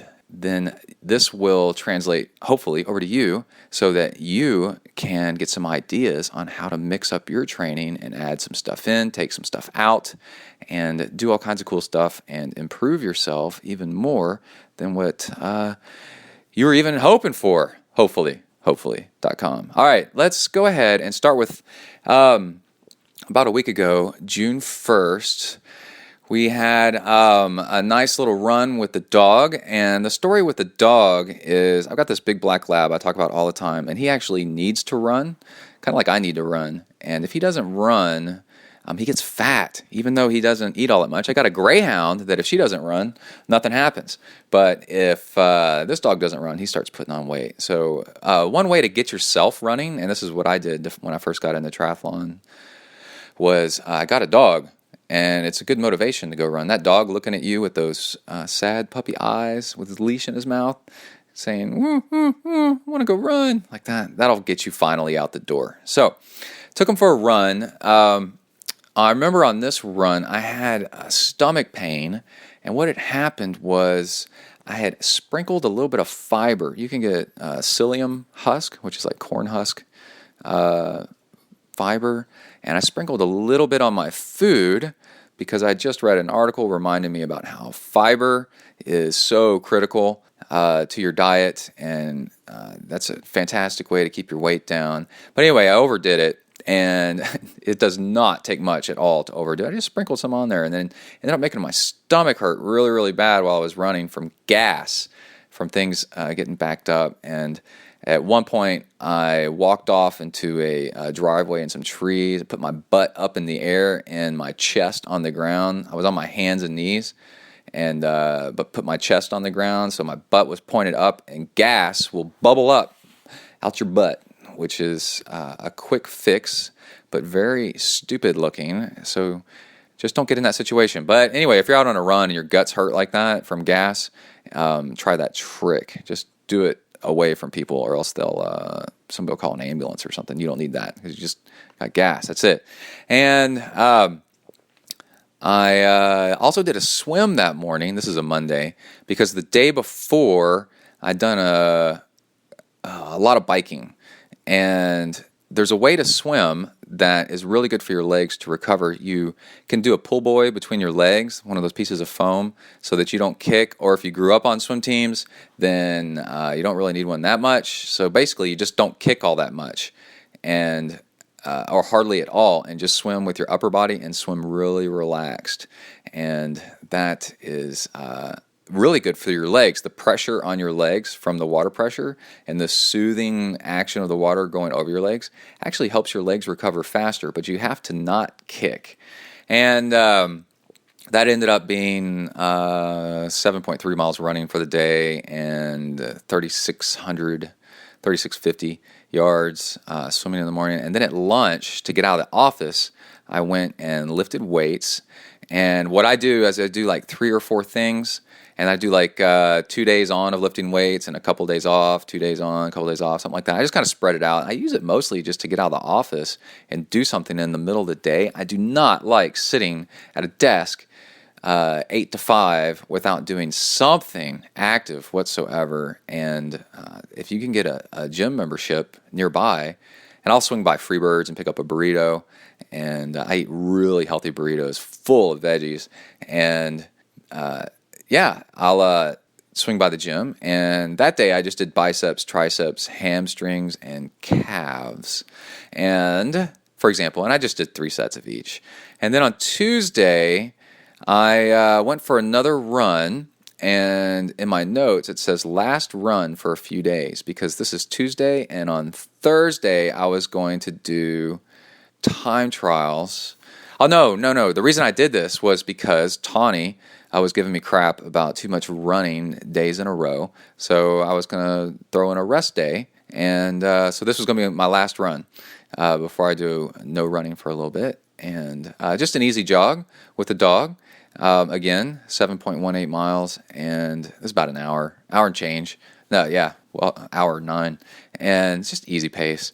And because I got time trials on Thursday, and I was really looking forward to nailing another good time trial dose so I can make sure my FTP is going up, which I'll get to in a minute. And went and lifted weights again at lunch, and alternated. No, I didn't go. Actually, I interviewed with Tawny, I think, that day. And so I skipped it. And Tawny and I have been talking a lot about me skipping workouts. And so I just skipped it. I just did nothing. I did that run in the morning, and that was it. And it's okay because I'm kind of tapering for this time trial, right? I'm starting to slack off a little bit a couple of days before the TT. And that way I get a really, really good race out of it. And then Wednesday, I interviewed Christine Lynch at lunch, and and I went and swam in the morning, and that was about it. That one I swam a little bit faster pace, I guess, because I was feeling pretty good, and I hadn't done much the day before, just a run. And like I said, I skipped a workout the day before. So now I'm going to the pool and swimming, and I knocked out 4,000 yards in 1 hour. And I actually ate. I've really started tweaking my diet to get off of the simple sugars, and it's working. I really want to talk about this. So before this, and before a lot of these workouts, just having a little bit of peanut butter. I got that idea from Chrissy Wellington, like a spoonful of peanut butter a little while before the workout, and then a bite of an Amrita bar. And Amrita bars, let's go ahead and throw in a sponsor mention with them, because I swam 4,000 yards in an hour, which is fantastic. It's almost a full Ironman swim, feeling just great. And I don't think... Oh, I did mix in some sweet spot intervals. So sweet spot is just a little bit below your threshold, and I didn't even time them, and I never even stopped. I just went continuously, and then when I've been a few minutes kind of going hard, just go back to swimming easy again. And it says in here, mostly easy swimming with a few sweet spot intervals mixed in, just chilling and and swimming slow mostly. And I think I had a Amrita recovery bar. They have a chocolate maca flavored recovery bar that is so good too. So let's give Amrita a little bit of a shout out and read off some of their sponsor information. They've been a sponsor of ZenTri for so long, and they are absolutely critical to my diet. They give us 15% off if you order Amrita bars online with discount code ZEN, all capital letters ZEN, and you get them at amritahealthfoods.com. What they are basically a date-based bar with seeds and a little bit of fat in there, and they are incredible. There's a little bit of cardamom in them, which is a spice which settles the stomach, and they have all kinds of flavors, and they're vegan, and there's no nuts in them, so if you have a nut allergy, they're really good. They digest really easily, but they're also very slow carb because there's a good bit of fiber in them, so they take a little while to digest, so it doesn't hit you really fast, and that's what I've been working on. So you could do like a dollop of peanut butter, like a spoon of peanut butter, and half of an Amrita bar before you hop in your car to drive to the pool, and you too can swim 4,000 yards in an hour, theoretically, or maybe more, who knows. Did you swim for Stanford? If you did, then you could do 5,000. All right, so go check them out at amritahealthfoods.com. Again, 15% off with discount code ZEN. I love sponsors that I actually use, and that is just like Sound Probiotics at the top of the show, too. Work really hard on this podcast, only taking on sponsors of people that I use so I can fold them into the show so the ads don't get annoying and they're actually relevant. I love doing that for you guys. All right, let's go back to the training log. Where'd it go? I managed to click away from it like a dummy. There we go. Okay, and then Thursday. All right, here's the time trials of doom. This was so awesome. I hadn't run since Tuesday. So I went ahead and I was feeling itchy and wanted to go run. So I ran again with the dog, but I'd taken a day off in between, which for me is a lot because I'm so used to running almost every day that a day off from running relative to what I'd been doing was a nice actual break. And even though I was going to do a time trial at night, an easy jog, very easy jog with the dog, 6.8 miles in the morning. And then we turned around that evening and did a time trial. Now, this is where I want to get into how to do a really good FTP test. Okay, basically FTP, functional threshold power. That's the number of watts that you can put out for an hour. And you can guesstimate it different ways, but best way is, of course, a power meter. And then you have honestly, the full-on way to get a power meter test, an FTP test, is to ride for an hour as hard as you possibly can. Now, that's stupid, because if you did that, you are going to be devastated for many days, and you are going to ruin your training for a while. It's basically a full-on race, and your training density is going to get all screwed up. You're not going to be able to train for a while effectively because you're too tired. So what people do are 10-minute tests, 20-minute tests, 4-minute tests, and also you can do any distance really and use formulas to kind of figure out what you would have been able to hold for an hour based on what you did for that segment of time. So like if you did a 20-minute all-out ride, then you would get, I think you multiply that by 95%. I know. You multiply that by 95%, and that's your hour. And then if you do a half-hour test, you multiply it by 97, 98%. It's also called a CP test when it hits a half hour. Call it critical power. And I'm just giving you all kinds of acronyms here. So the thing to know is a lot of people do the test wrong.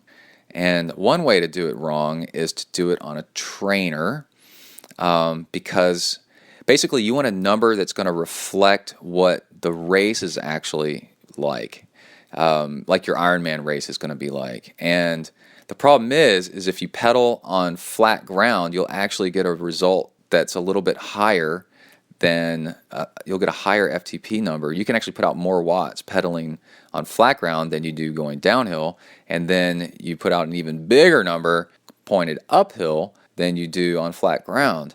So if your FTP test does not have rolling terrain in it, you're going to get a number that's artificially high, and you don't want that, because let's say you get an FTP number of 250, right?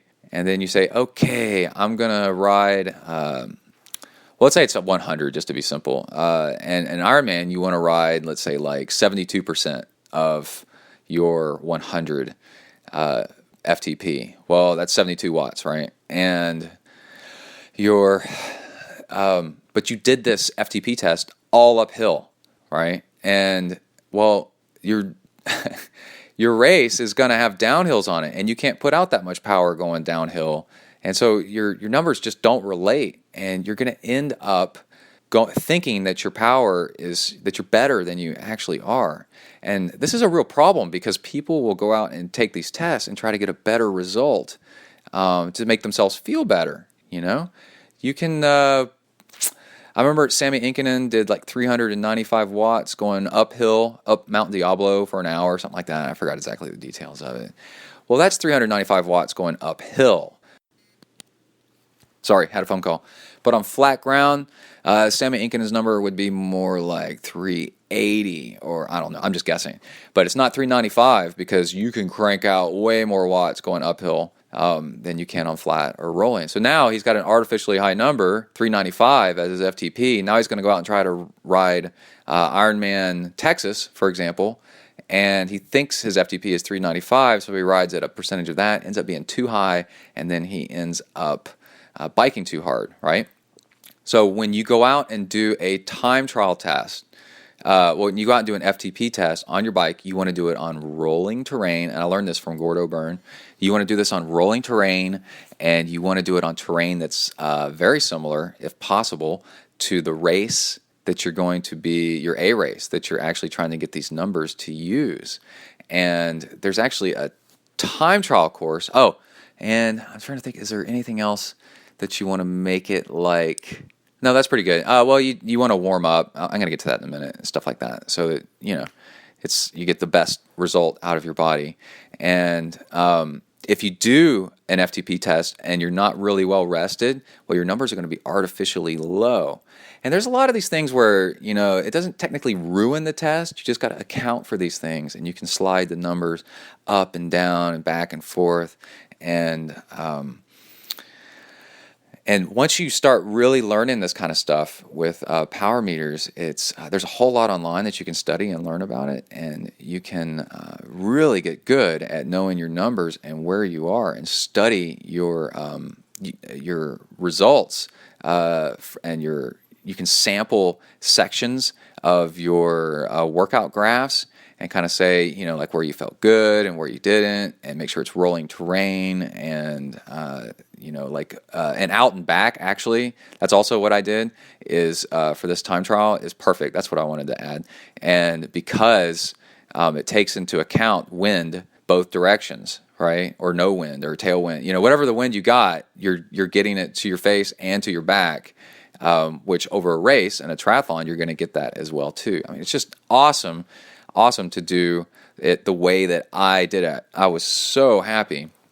Still, somehow, on Slow Twitch, I managed to get some guy that wanted to argue with me over a couple of watts over the thing, saying I didn't do it right or something. And I was just like, man, dude, you are making Slow Twitch look bad by picking away at somebody over something that doesn't even matter to you, dude. Like, leave people alone, Anyway, let's go back to the time trial. The time trial was set to start at 6:30. Actually, probably didn't go until 6:45 because people kind of hang around, whatever. So I rode my bike there. And the week before when I did the time trial, I did not ride my bike there. Kai went with me, and it's a little bit of a sketchy ride down the side of a highway, so we put the bikes on the car, and we rode there and only got like a few minutes warm-up before the race, and that's not very good. You want like 15, 20, 30 minutes warm-up before you do an FTP test. That way your legs are nice and loose, and you got your system, primed. You've already started sweating. That's a really good indicator. You're sweating, you get a few spin-ups going, and you just feel loose, and you're just totally warmed up. And there's different protocols online. People argue over like the best way to do it. Just do it the best way that's for you and be consistent. But then a week ago when I did this with Kai with almost no warm-up, I did 200. I did an out and back time trial and did 299 watts, I think. And, I did 300 watts for the 30 minutes. Hit the lap button as takeoff and the lap button when you stop, and then look at the normalized power over the last lap. Man, I'm getting really deep into this stuff. Normalized power is a formula that Training Peaks came up with, I think, that is applied against what you did, and it takes into account surging. And so if you slam it into gear and accelerate really hard, actually that has a higher toll on your body, and it can tell, and it increases your wattage just like a little bit of what it thinks you did. So that's called normalized power instead of just power. And that's actually, if your race has got a lot of climbing and surging and accelerating and stuff like that, you actually want to take that into, that's actually your better power number than just power.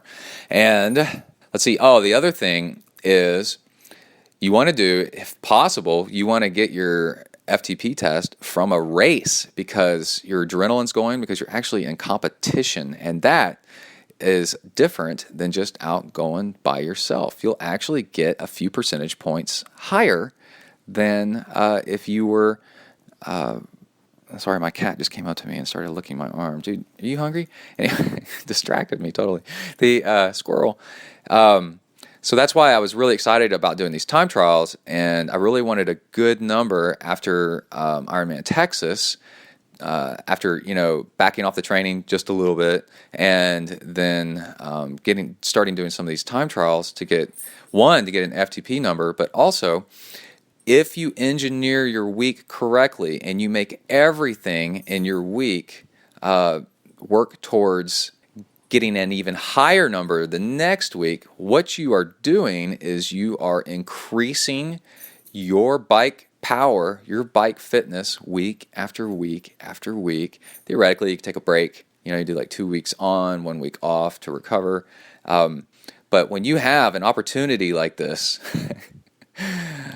20K, which is 12 and a half miles, time trial once a week, just a few miles from your house in the afternoon, and it's just like, it's unbelievable opportunity, and it's a race situation. It gives you awesome numbers to try to calculate your FTP with, and then 2, it gives you an awesome opportunity to increase your bike fitness and get better on the bike dramatically, quickly. And I went into it just super, super excited about being able to do all this. And the other thing is, I've done these time trials go on every summer, and they have for 10 years or something like that. And I go and do them, and what I've noticed is that I would do it the first week that I would go out, I'd really struggle, and my numbers would be horrible. And then the next week I'd go out, my numbers would be better, and then I'd get all excited and train a bunch, and then my third week out, my numbers would be worse. Back down again because I'm tired, because I'm training and too much, or not ideally, and for this. And I said, this summer I'm going to be smart and use these time trials, this present that's been given to me of competition on a weekly basis for an awesome workout. I'm going to use it and try to use it to improve myself on the bike. It's just a gift. It's so great. And also Kai can go do them. He did the first one with me. And right out of the bat, on the very first one I did a week ago was I managed to slam my heart rate really, really high, unlike previous years, right off the bat. And it's because I do interval work in my training. I do polarized style training, and there's a nice mix of VO2 max work in there, which lifts your heart rate. And if you don't do it on occasion, your body's not used to it, and your body has a built-in limiter. It doesn't know how to do it, and it takes a few races for your heart rate to get up. But both of these races, as soon as I took off, heart rate just went through the roof, but in a good way. Like it was able to feed the body and really hammer it. And also my cadence was super high, and everything was just fantastic. So took off, and because I won the first week, they let me go last the second week, the week that we're talking about, and I won again. And the winning, that's nice, whatever. They're really small. It's like 10 people. But there's some really good people there. And I've never won before, ever in my entire life. And now I got 2 weeks in a row of winning. And this is on the first week was no fuel. How about that? The stuff that Tawny and I have been working on, no sugary fuel. I go out and do a full-on time trial and on no fuel and win, and I set a PR for threshold watts, functional threshold power. And it just goes to show how much what I'm doing is working and fixing my workout metabolism. I'm super happy. And then this week when I went out and did it, not only did I do 300 watts, but I did 309 watts normalized power. And of course, somebody on Slow Twitch tries to argue with me about that, which is just like, my God, dude, cut it out. And what happened was I looked down when I hit the lap button as I crossed the finish line. It said 309 normalized power, and then whatever it uploaded was like 308 or something like that. And then if you look at watts, it's like 305. But really, the number you should go by is your normalized power. And because of the surge of the start and the hills and trying to pass people and stuff like that, so normalized power is way better. And let's see. and there was a turnaround with another surge, acceleration, trying to get out of there. So basically, I am completely over the moon with how my training is going by scaling back and cutting back on a whole bunch of stuff and working on the nutrition and getting rid of the sugary stuff. My problem seems to be the sugary stuff right before and during the workouts really messes up my metabolism overall throughout the rest of my day, because the rest of my day I eat super, super healthy. I eat well-rounded meals. I'm trying to not do any kind of extreme kind of diet and just eat well-rounded meals, because I've got vitiligo on my face, which is an autoimmune thing where your body's like pissed off at the melanin, and it's a sign of stress.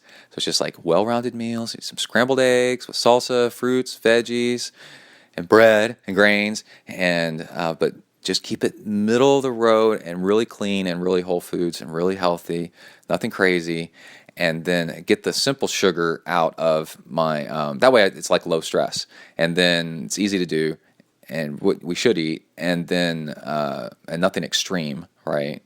Not trying to go like crazy low carb or crazy high fat or anything like that. Just nice and mellow. And I just went to the skin doctor today, the dermatologist, and it looks like my vitiligo is kind of reversing itself. And it has been for a little while, for a couple of months. And we were taking pictures and looking at it. I was so excited. My diet is totally working. I don't want to mess with it. And for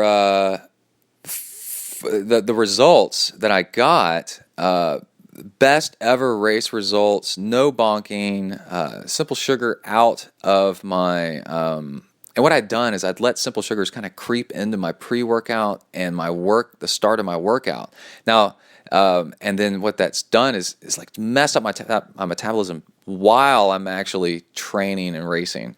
And by getting that out of there, what I did do is on this Thursday's time trial, because I rode there and it was about half an hour riding there, and I've done this in a whole bunch of workouts now, is I've figured out that if it's a longer workout, like I went for a long bike ride on Saturday, if it's a longer workout, that I wait until I warm up. This is a tip for everybody.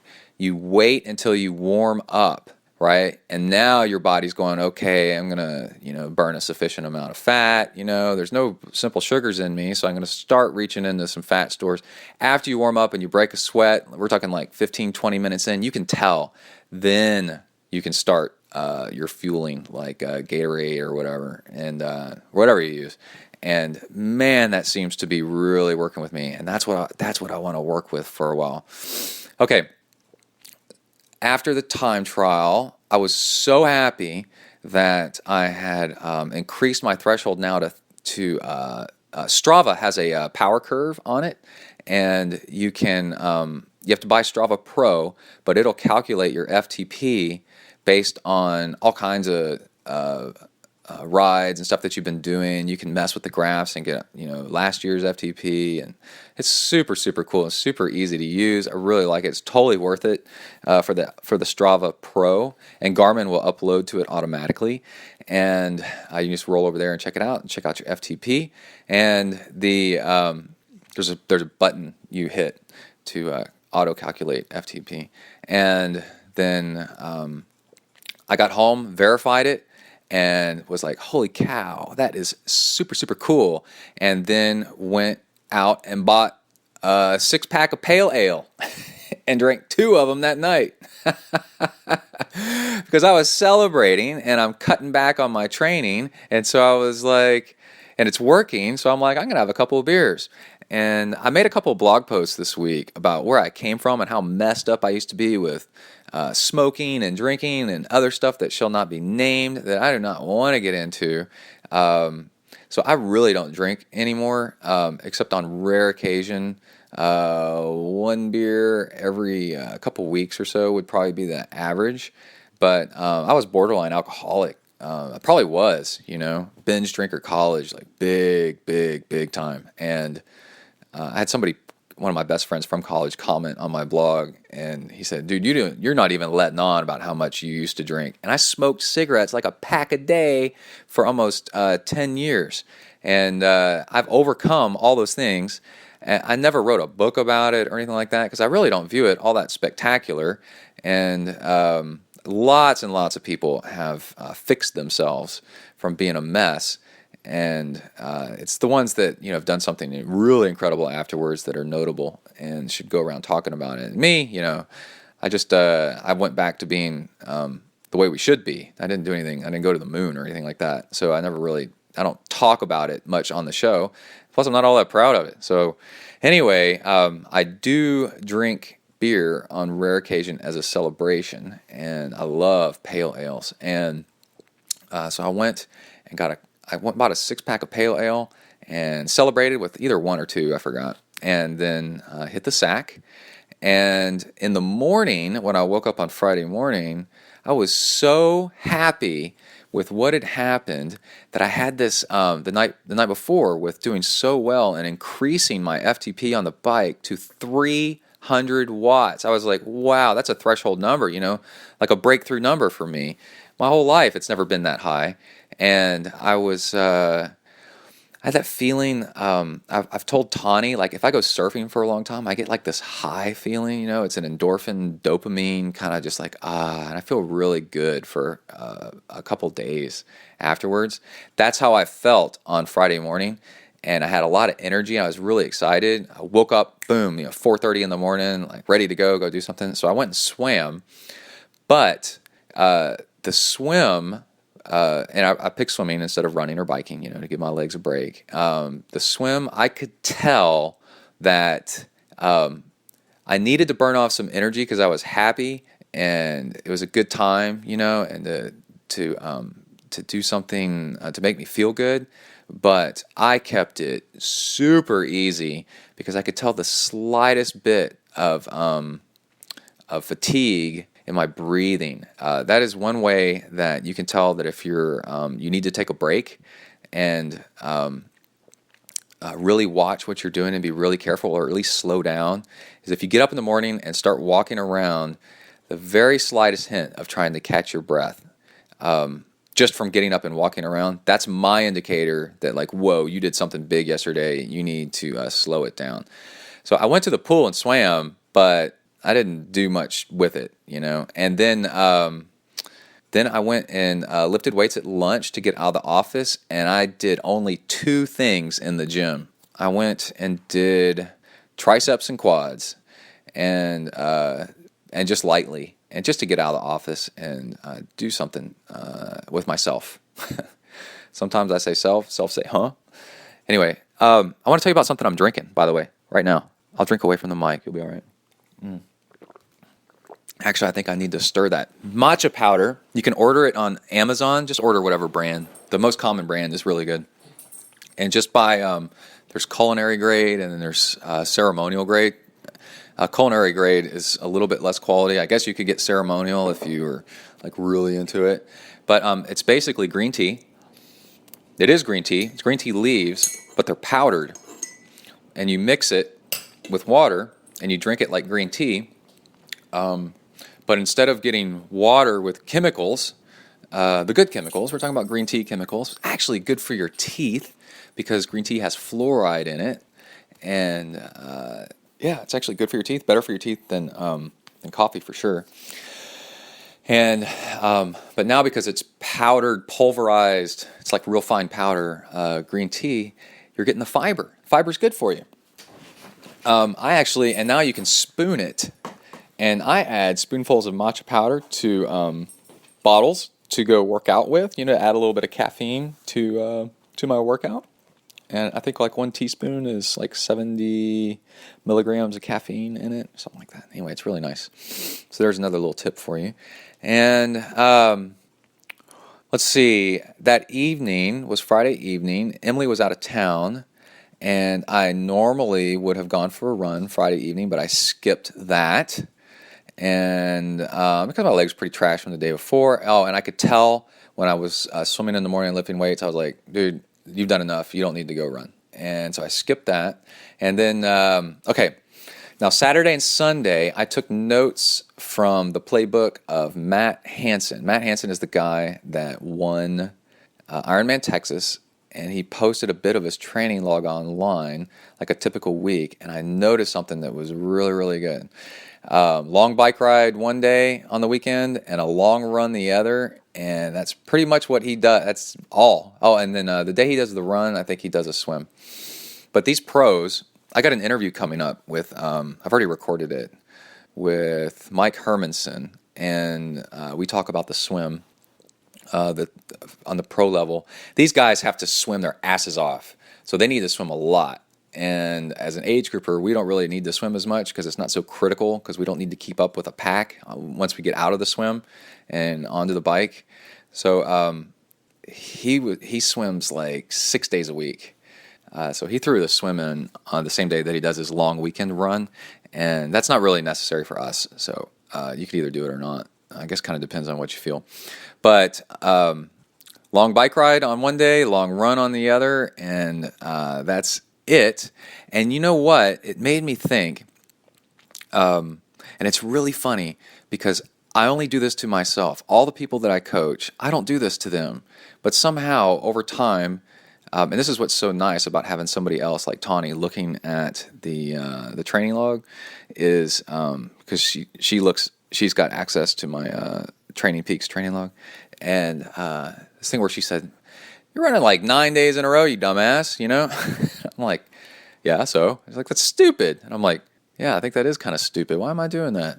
You know, and the thing I wasn't doing was a long run, and I think that really held me back at Ironman Texas, even though I've done lots of long runs in my life, and somehow in my training schedule, I managed to be skimping. What I was doing was a longish ride on Saturday and then a run, and then a longish ride on Sunday and then a run, but both of those runs were kind of short and not like an hour and a half. And just kind of get to Ironman Texas. And even though I've run 50 milers and all kinds of crap like that, and I can run like the Dickens, and I can run long, no problem. I could tell when I was doing that half Ironman that I would be better off if I'd been doing a long run once a week. And just a couple months before Ironman Texas, I did, because people love taking little bits out of this podcast and going crazy with them. No long runs, no.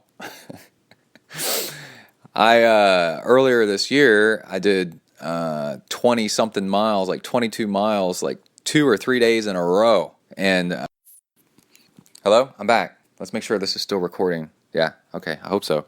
That was Emily. She just called. She's type 1 diabetic, and she had a rough day today. She started running a little bit more, and what that does is it fires up your metabolism, and she's not used to taking the right amount of insulin for that. She needs to take less insulin because her body's burning off more blood sugar because her metabolism's revving up from doing the extra running, and so she actually had a low blood sugar attack at work. She was telling me about it. It's a little scary. Go into a coma or pass out. I don't know. I'd have to look it up. So the matcha powder. In my coffee. Hold on. Not in my coffee. I guess you totally could. No. Put a coffee cup in the microwave, heat it up, or just do hot water, really hot. You can do whatever temperature you want. You can do ice water. And then do a little spoonful of matcha powder in there, the green tea, and then you got yourself some green tea. Instead of brewing a teacup or whatever, you get the fiber and all that good stuff. Anyway, earlier this year, I did like 2 or 3 22-mile runs in a row, and then a week later ran 50 miles, you know?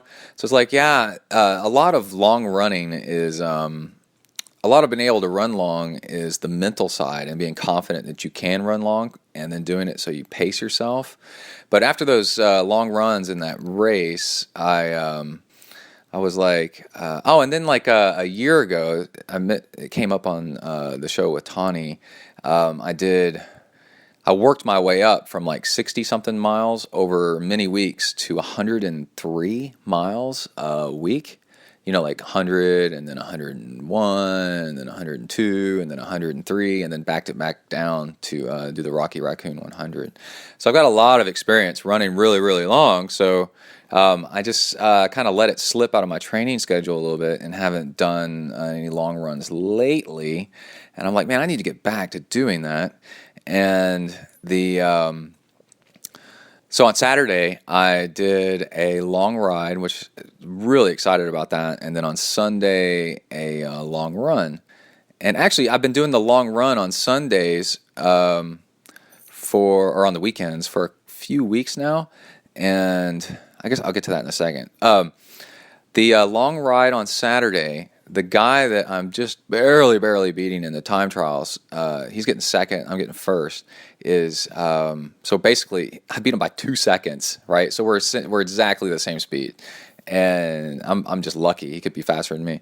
And he asked if he could go riding with me on Saturday. And turns out I really like this guy. He is really friendly and he's super talky.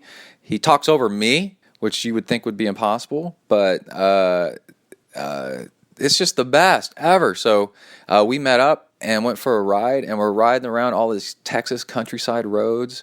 And he's apparently got no care whatsoever about safety, so he's riding next to me, so we were riding side by side.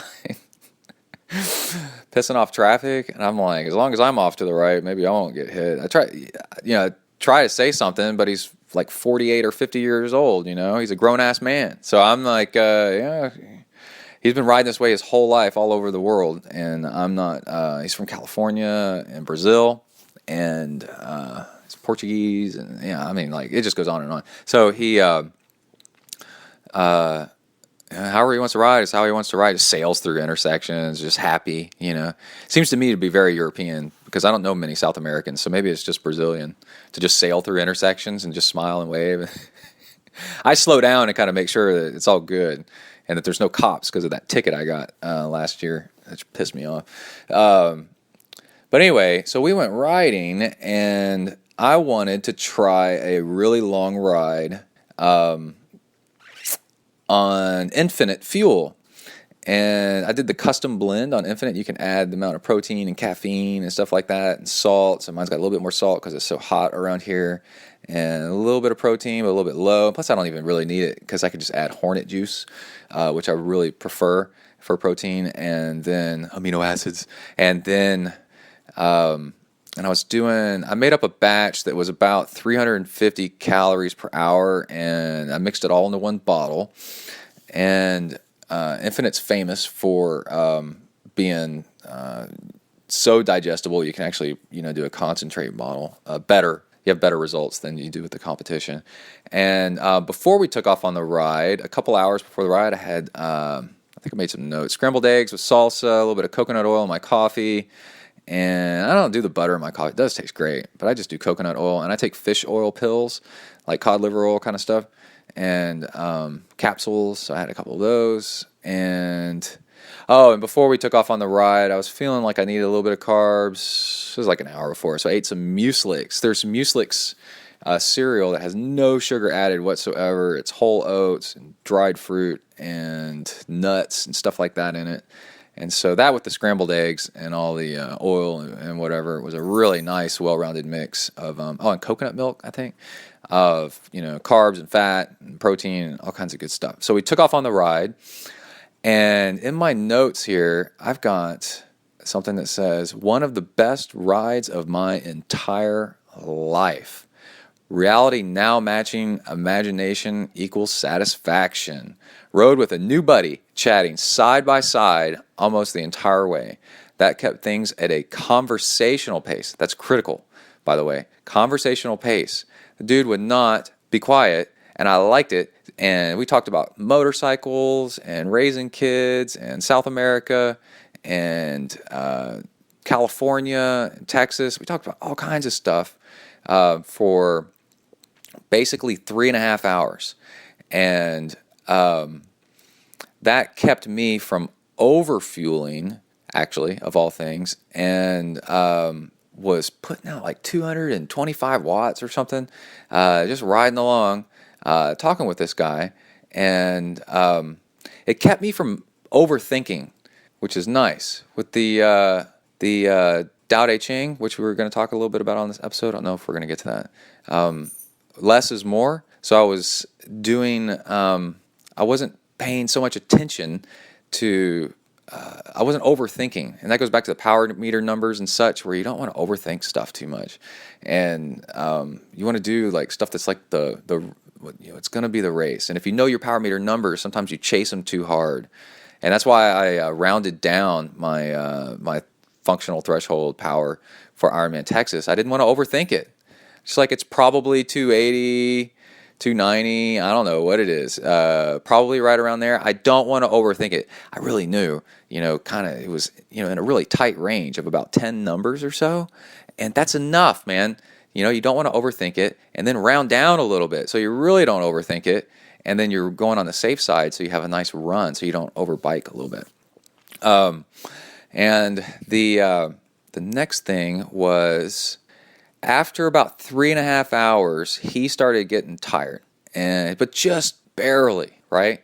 He hasn't done a long ride in a while, and I just came off Ironman Texas and some other stuff, training for Ironman Texas with I'd gotten up to like a 4.5 hour ride before that, and so he got in my draft, and then boom, we're just cruising along like a train. Now he's not next to me anymore, right?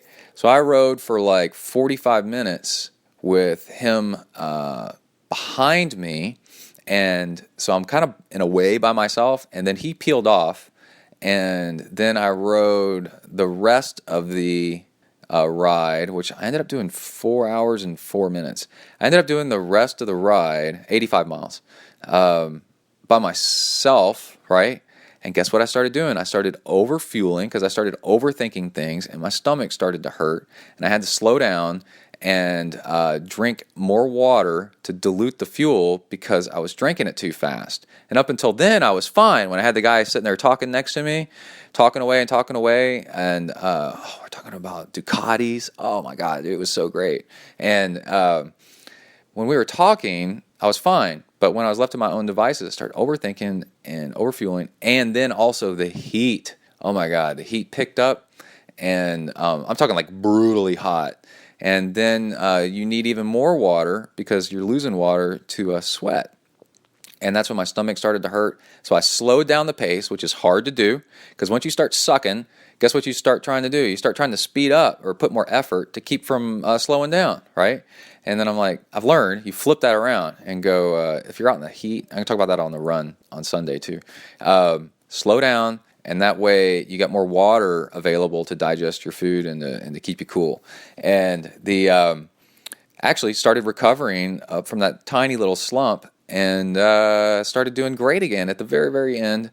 And ended up riding 4 hours and 5 minutes, 4:04:59.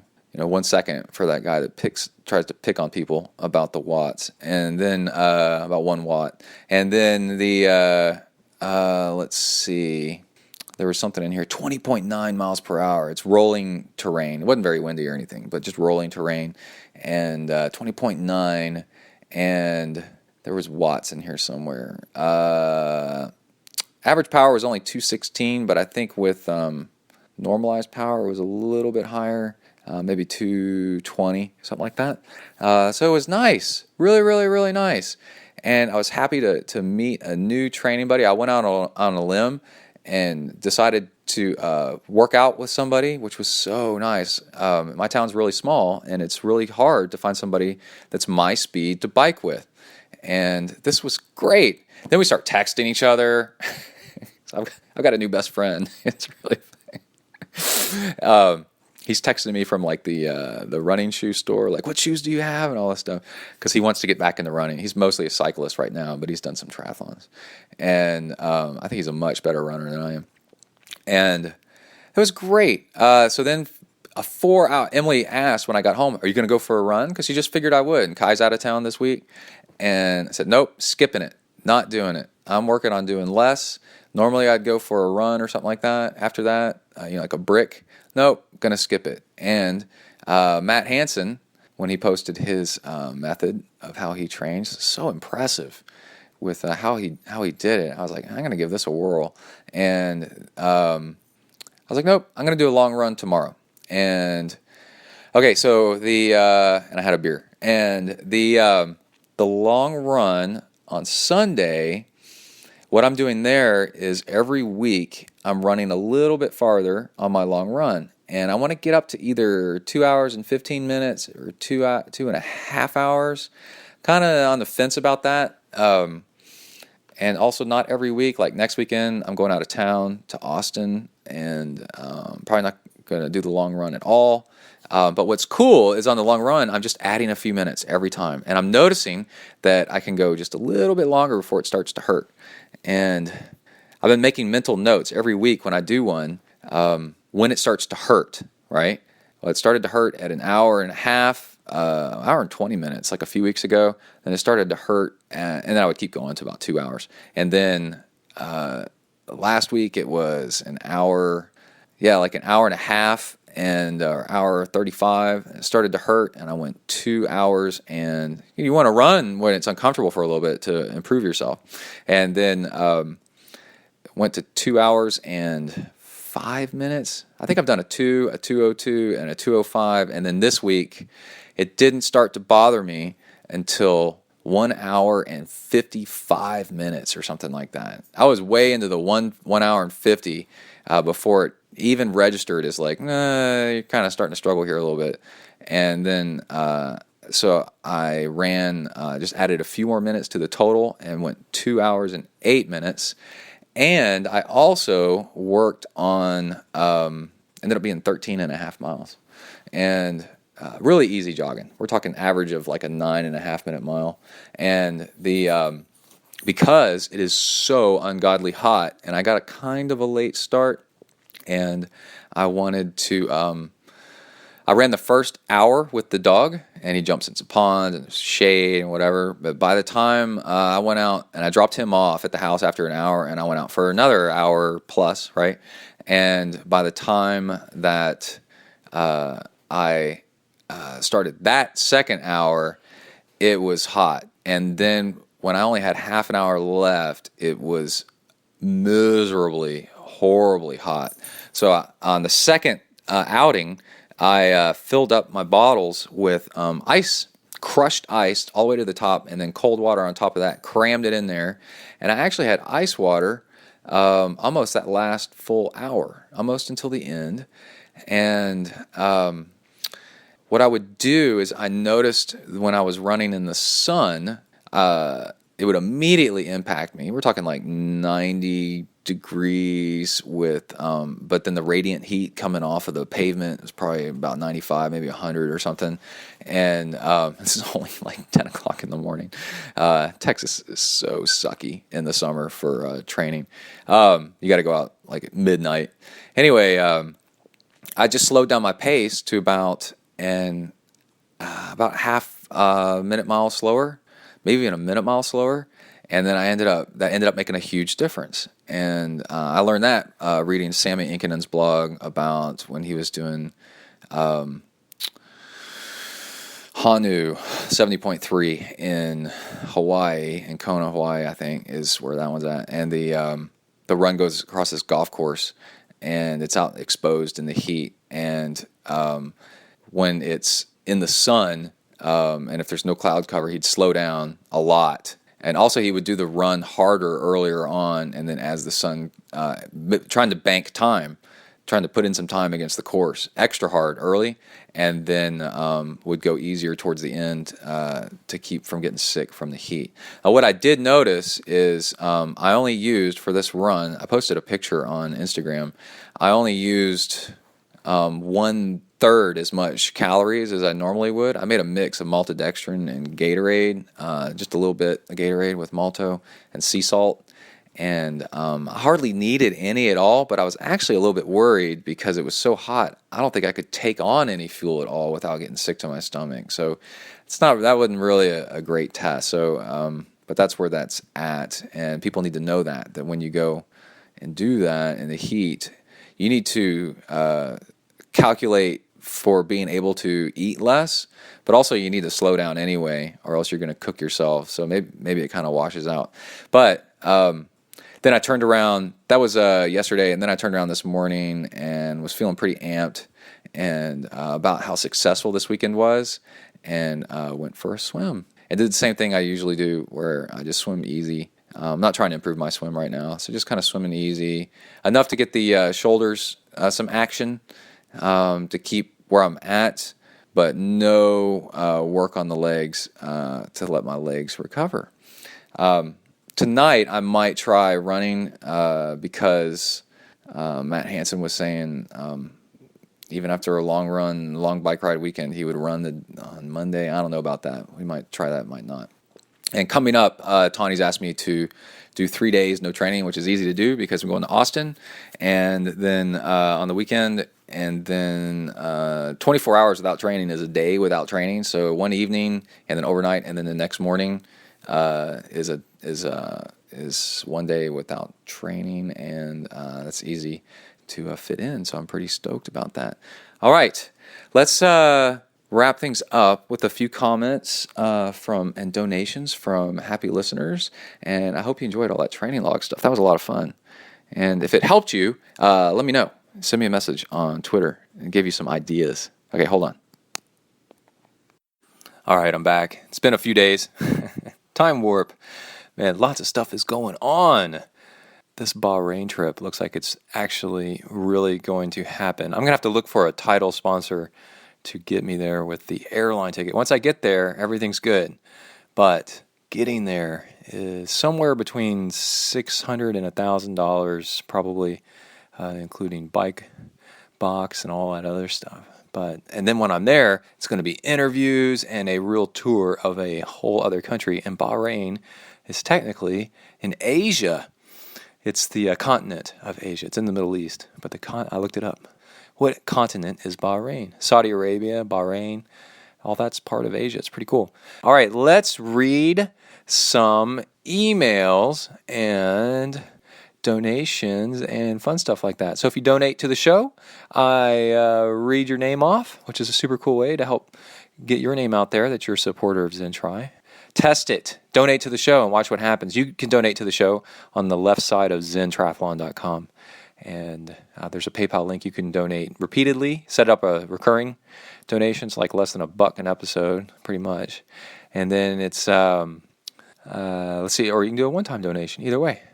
And then send me an email. So Peter Salzin, and then get to listen to me try to pronounce your last name. Peter Salzin and Rick Farley Barrelman. He sent...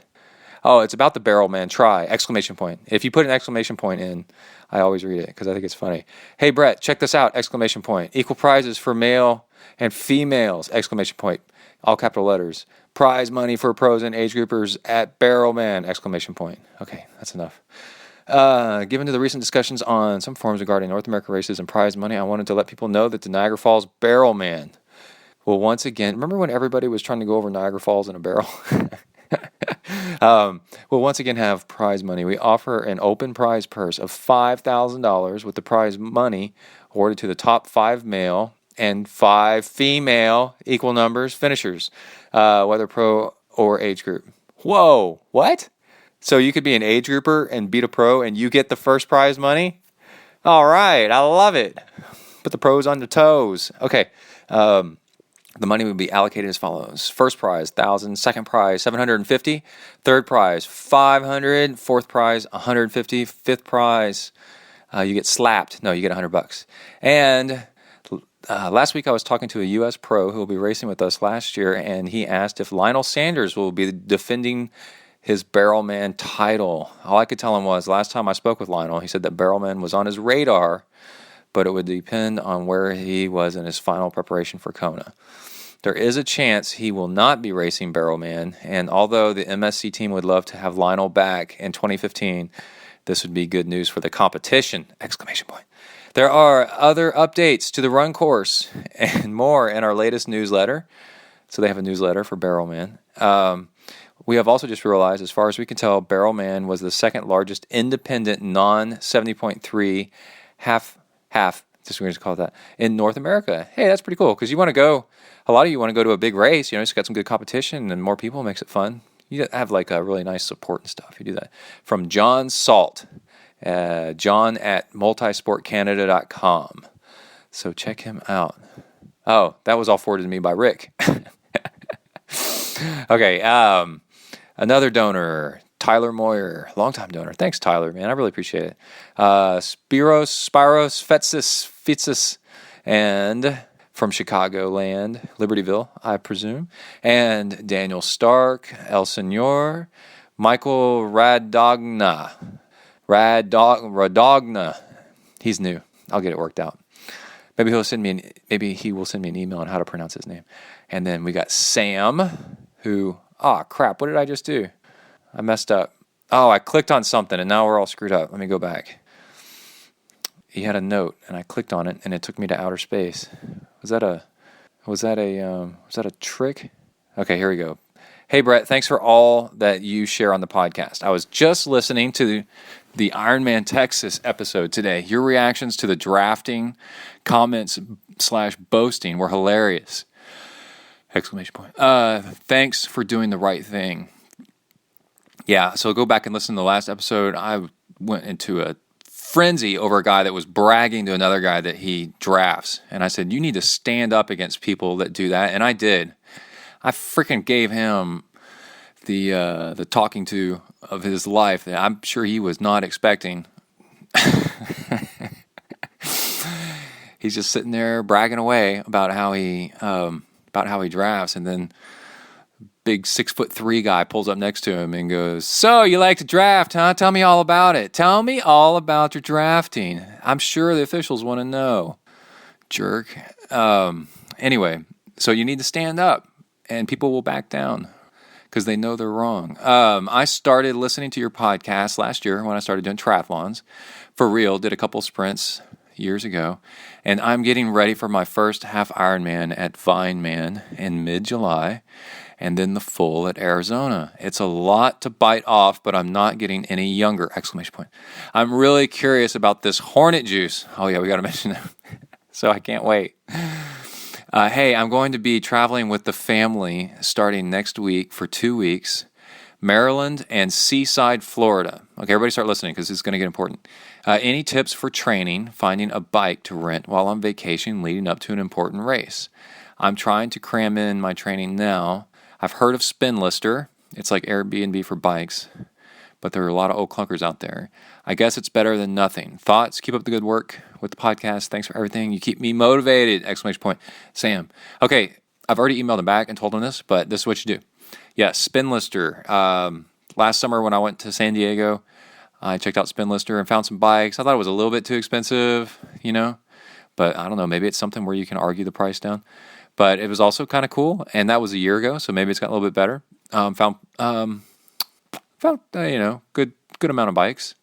I finally found a couple that I was interested in, and then I went to Twitter, and that's where I started hitting up Twitter with hashtags, bikes, cycling, triathlon, biking, things like that, and said, hey, anybody want to rent me their bike, or will let me borrow/rent a bike, and you kind of put out there your size and what you're looking for, and then also put out there, ask a friend is another thing, like good hashtag, and then people will come out of the woodwork and start finding you, and then find bike clubs that are in that town using Google, and find the president of the bike club and email him. And then there's another way. What was the other one? Oh, you call bike shops and ask if they rent bikes. And there's a bike shop in San Diego that rents Cervelos, Nitro. Rents Cervelos like clockwork. And so I've rented twice, I think, from there and gotten a 56. You tell them your size and they reserve it for you and everything. It's pretty cool. That's out in San Diego. I'm sure where you're going. It's pretty much the same. And that's how you do it.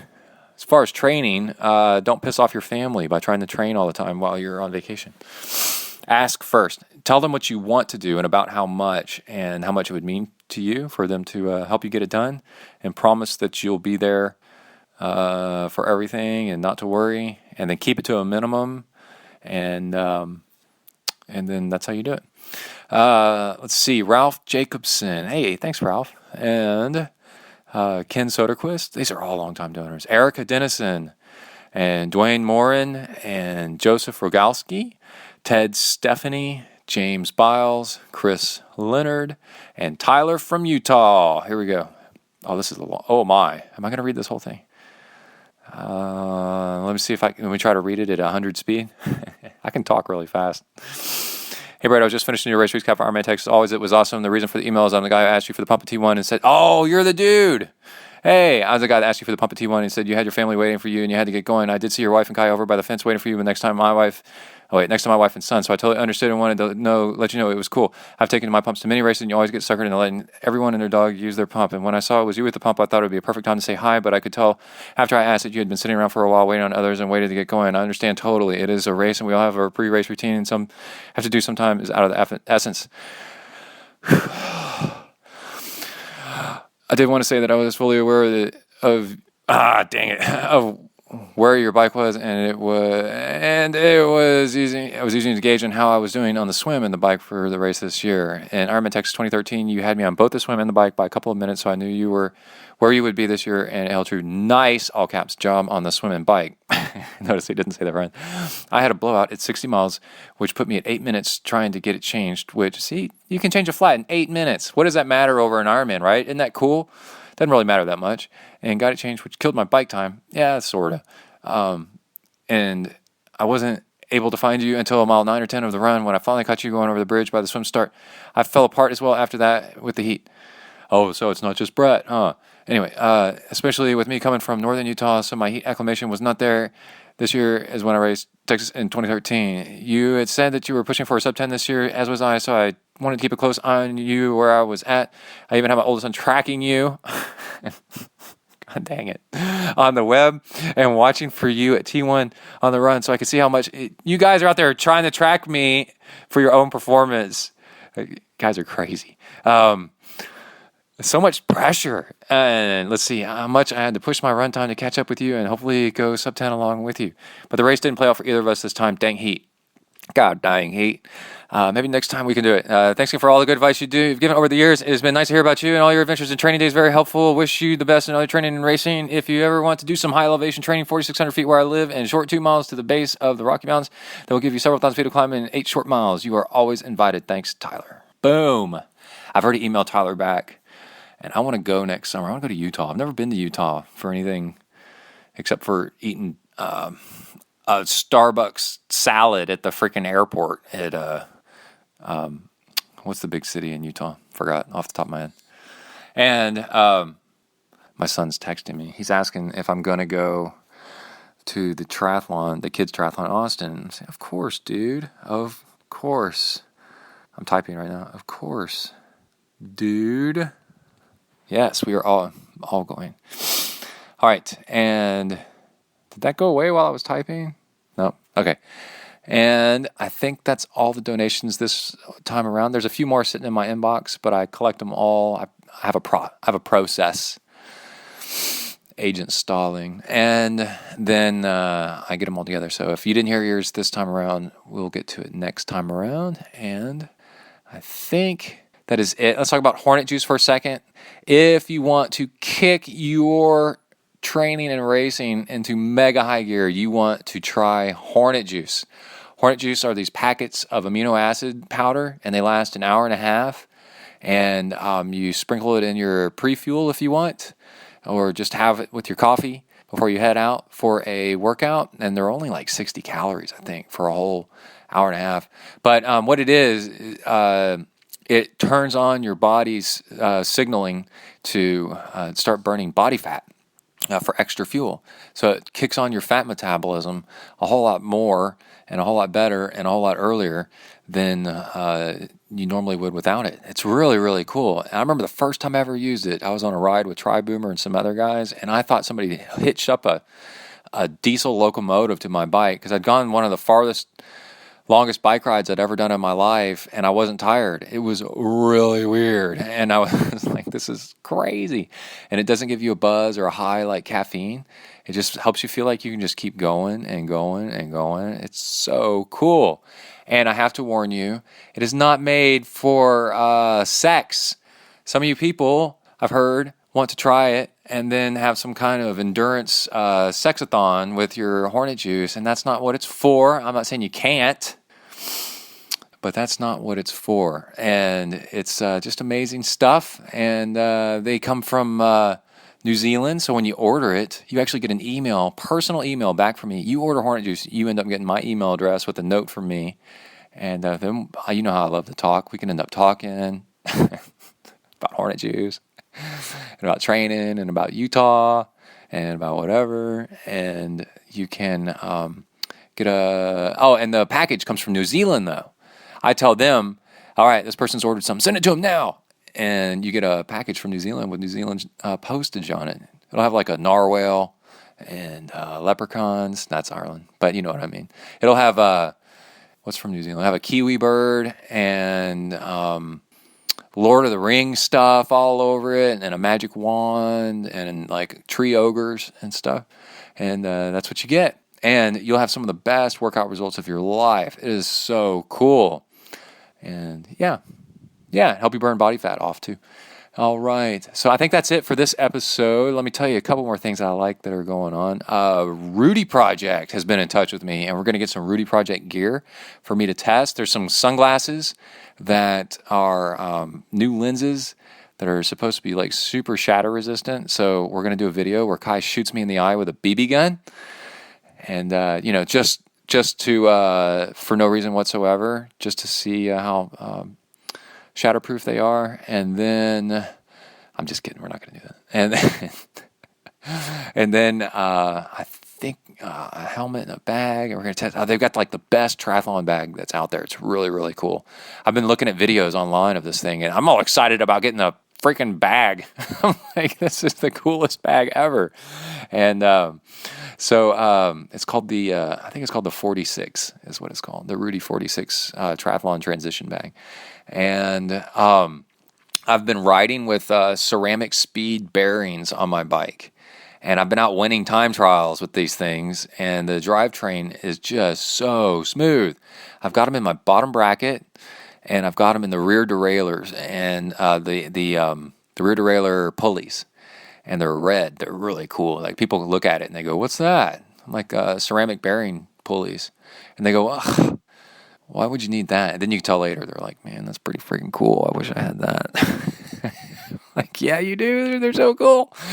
But I rode them in Ironman, Texas, and they are super, super smooth. That's one of the things that helped me get bored on the bike. I was just like, man, it's so quiet, and silence is the lack of friction and resistance. So you're putting out more watts, or more of your watts that you are working go to the rear wheel to push you forward. So it's really, really nice.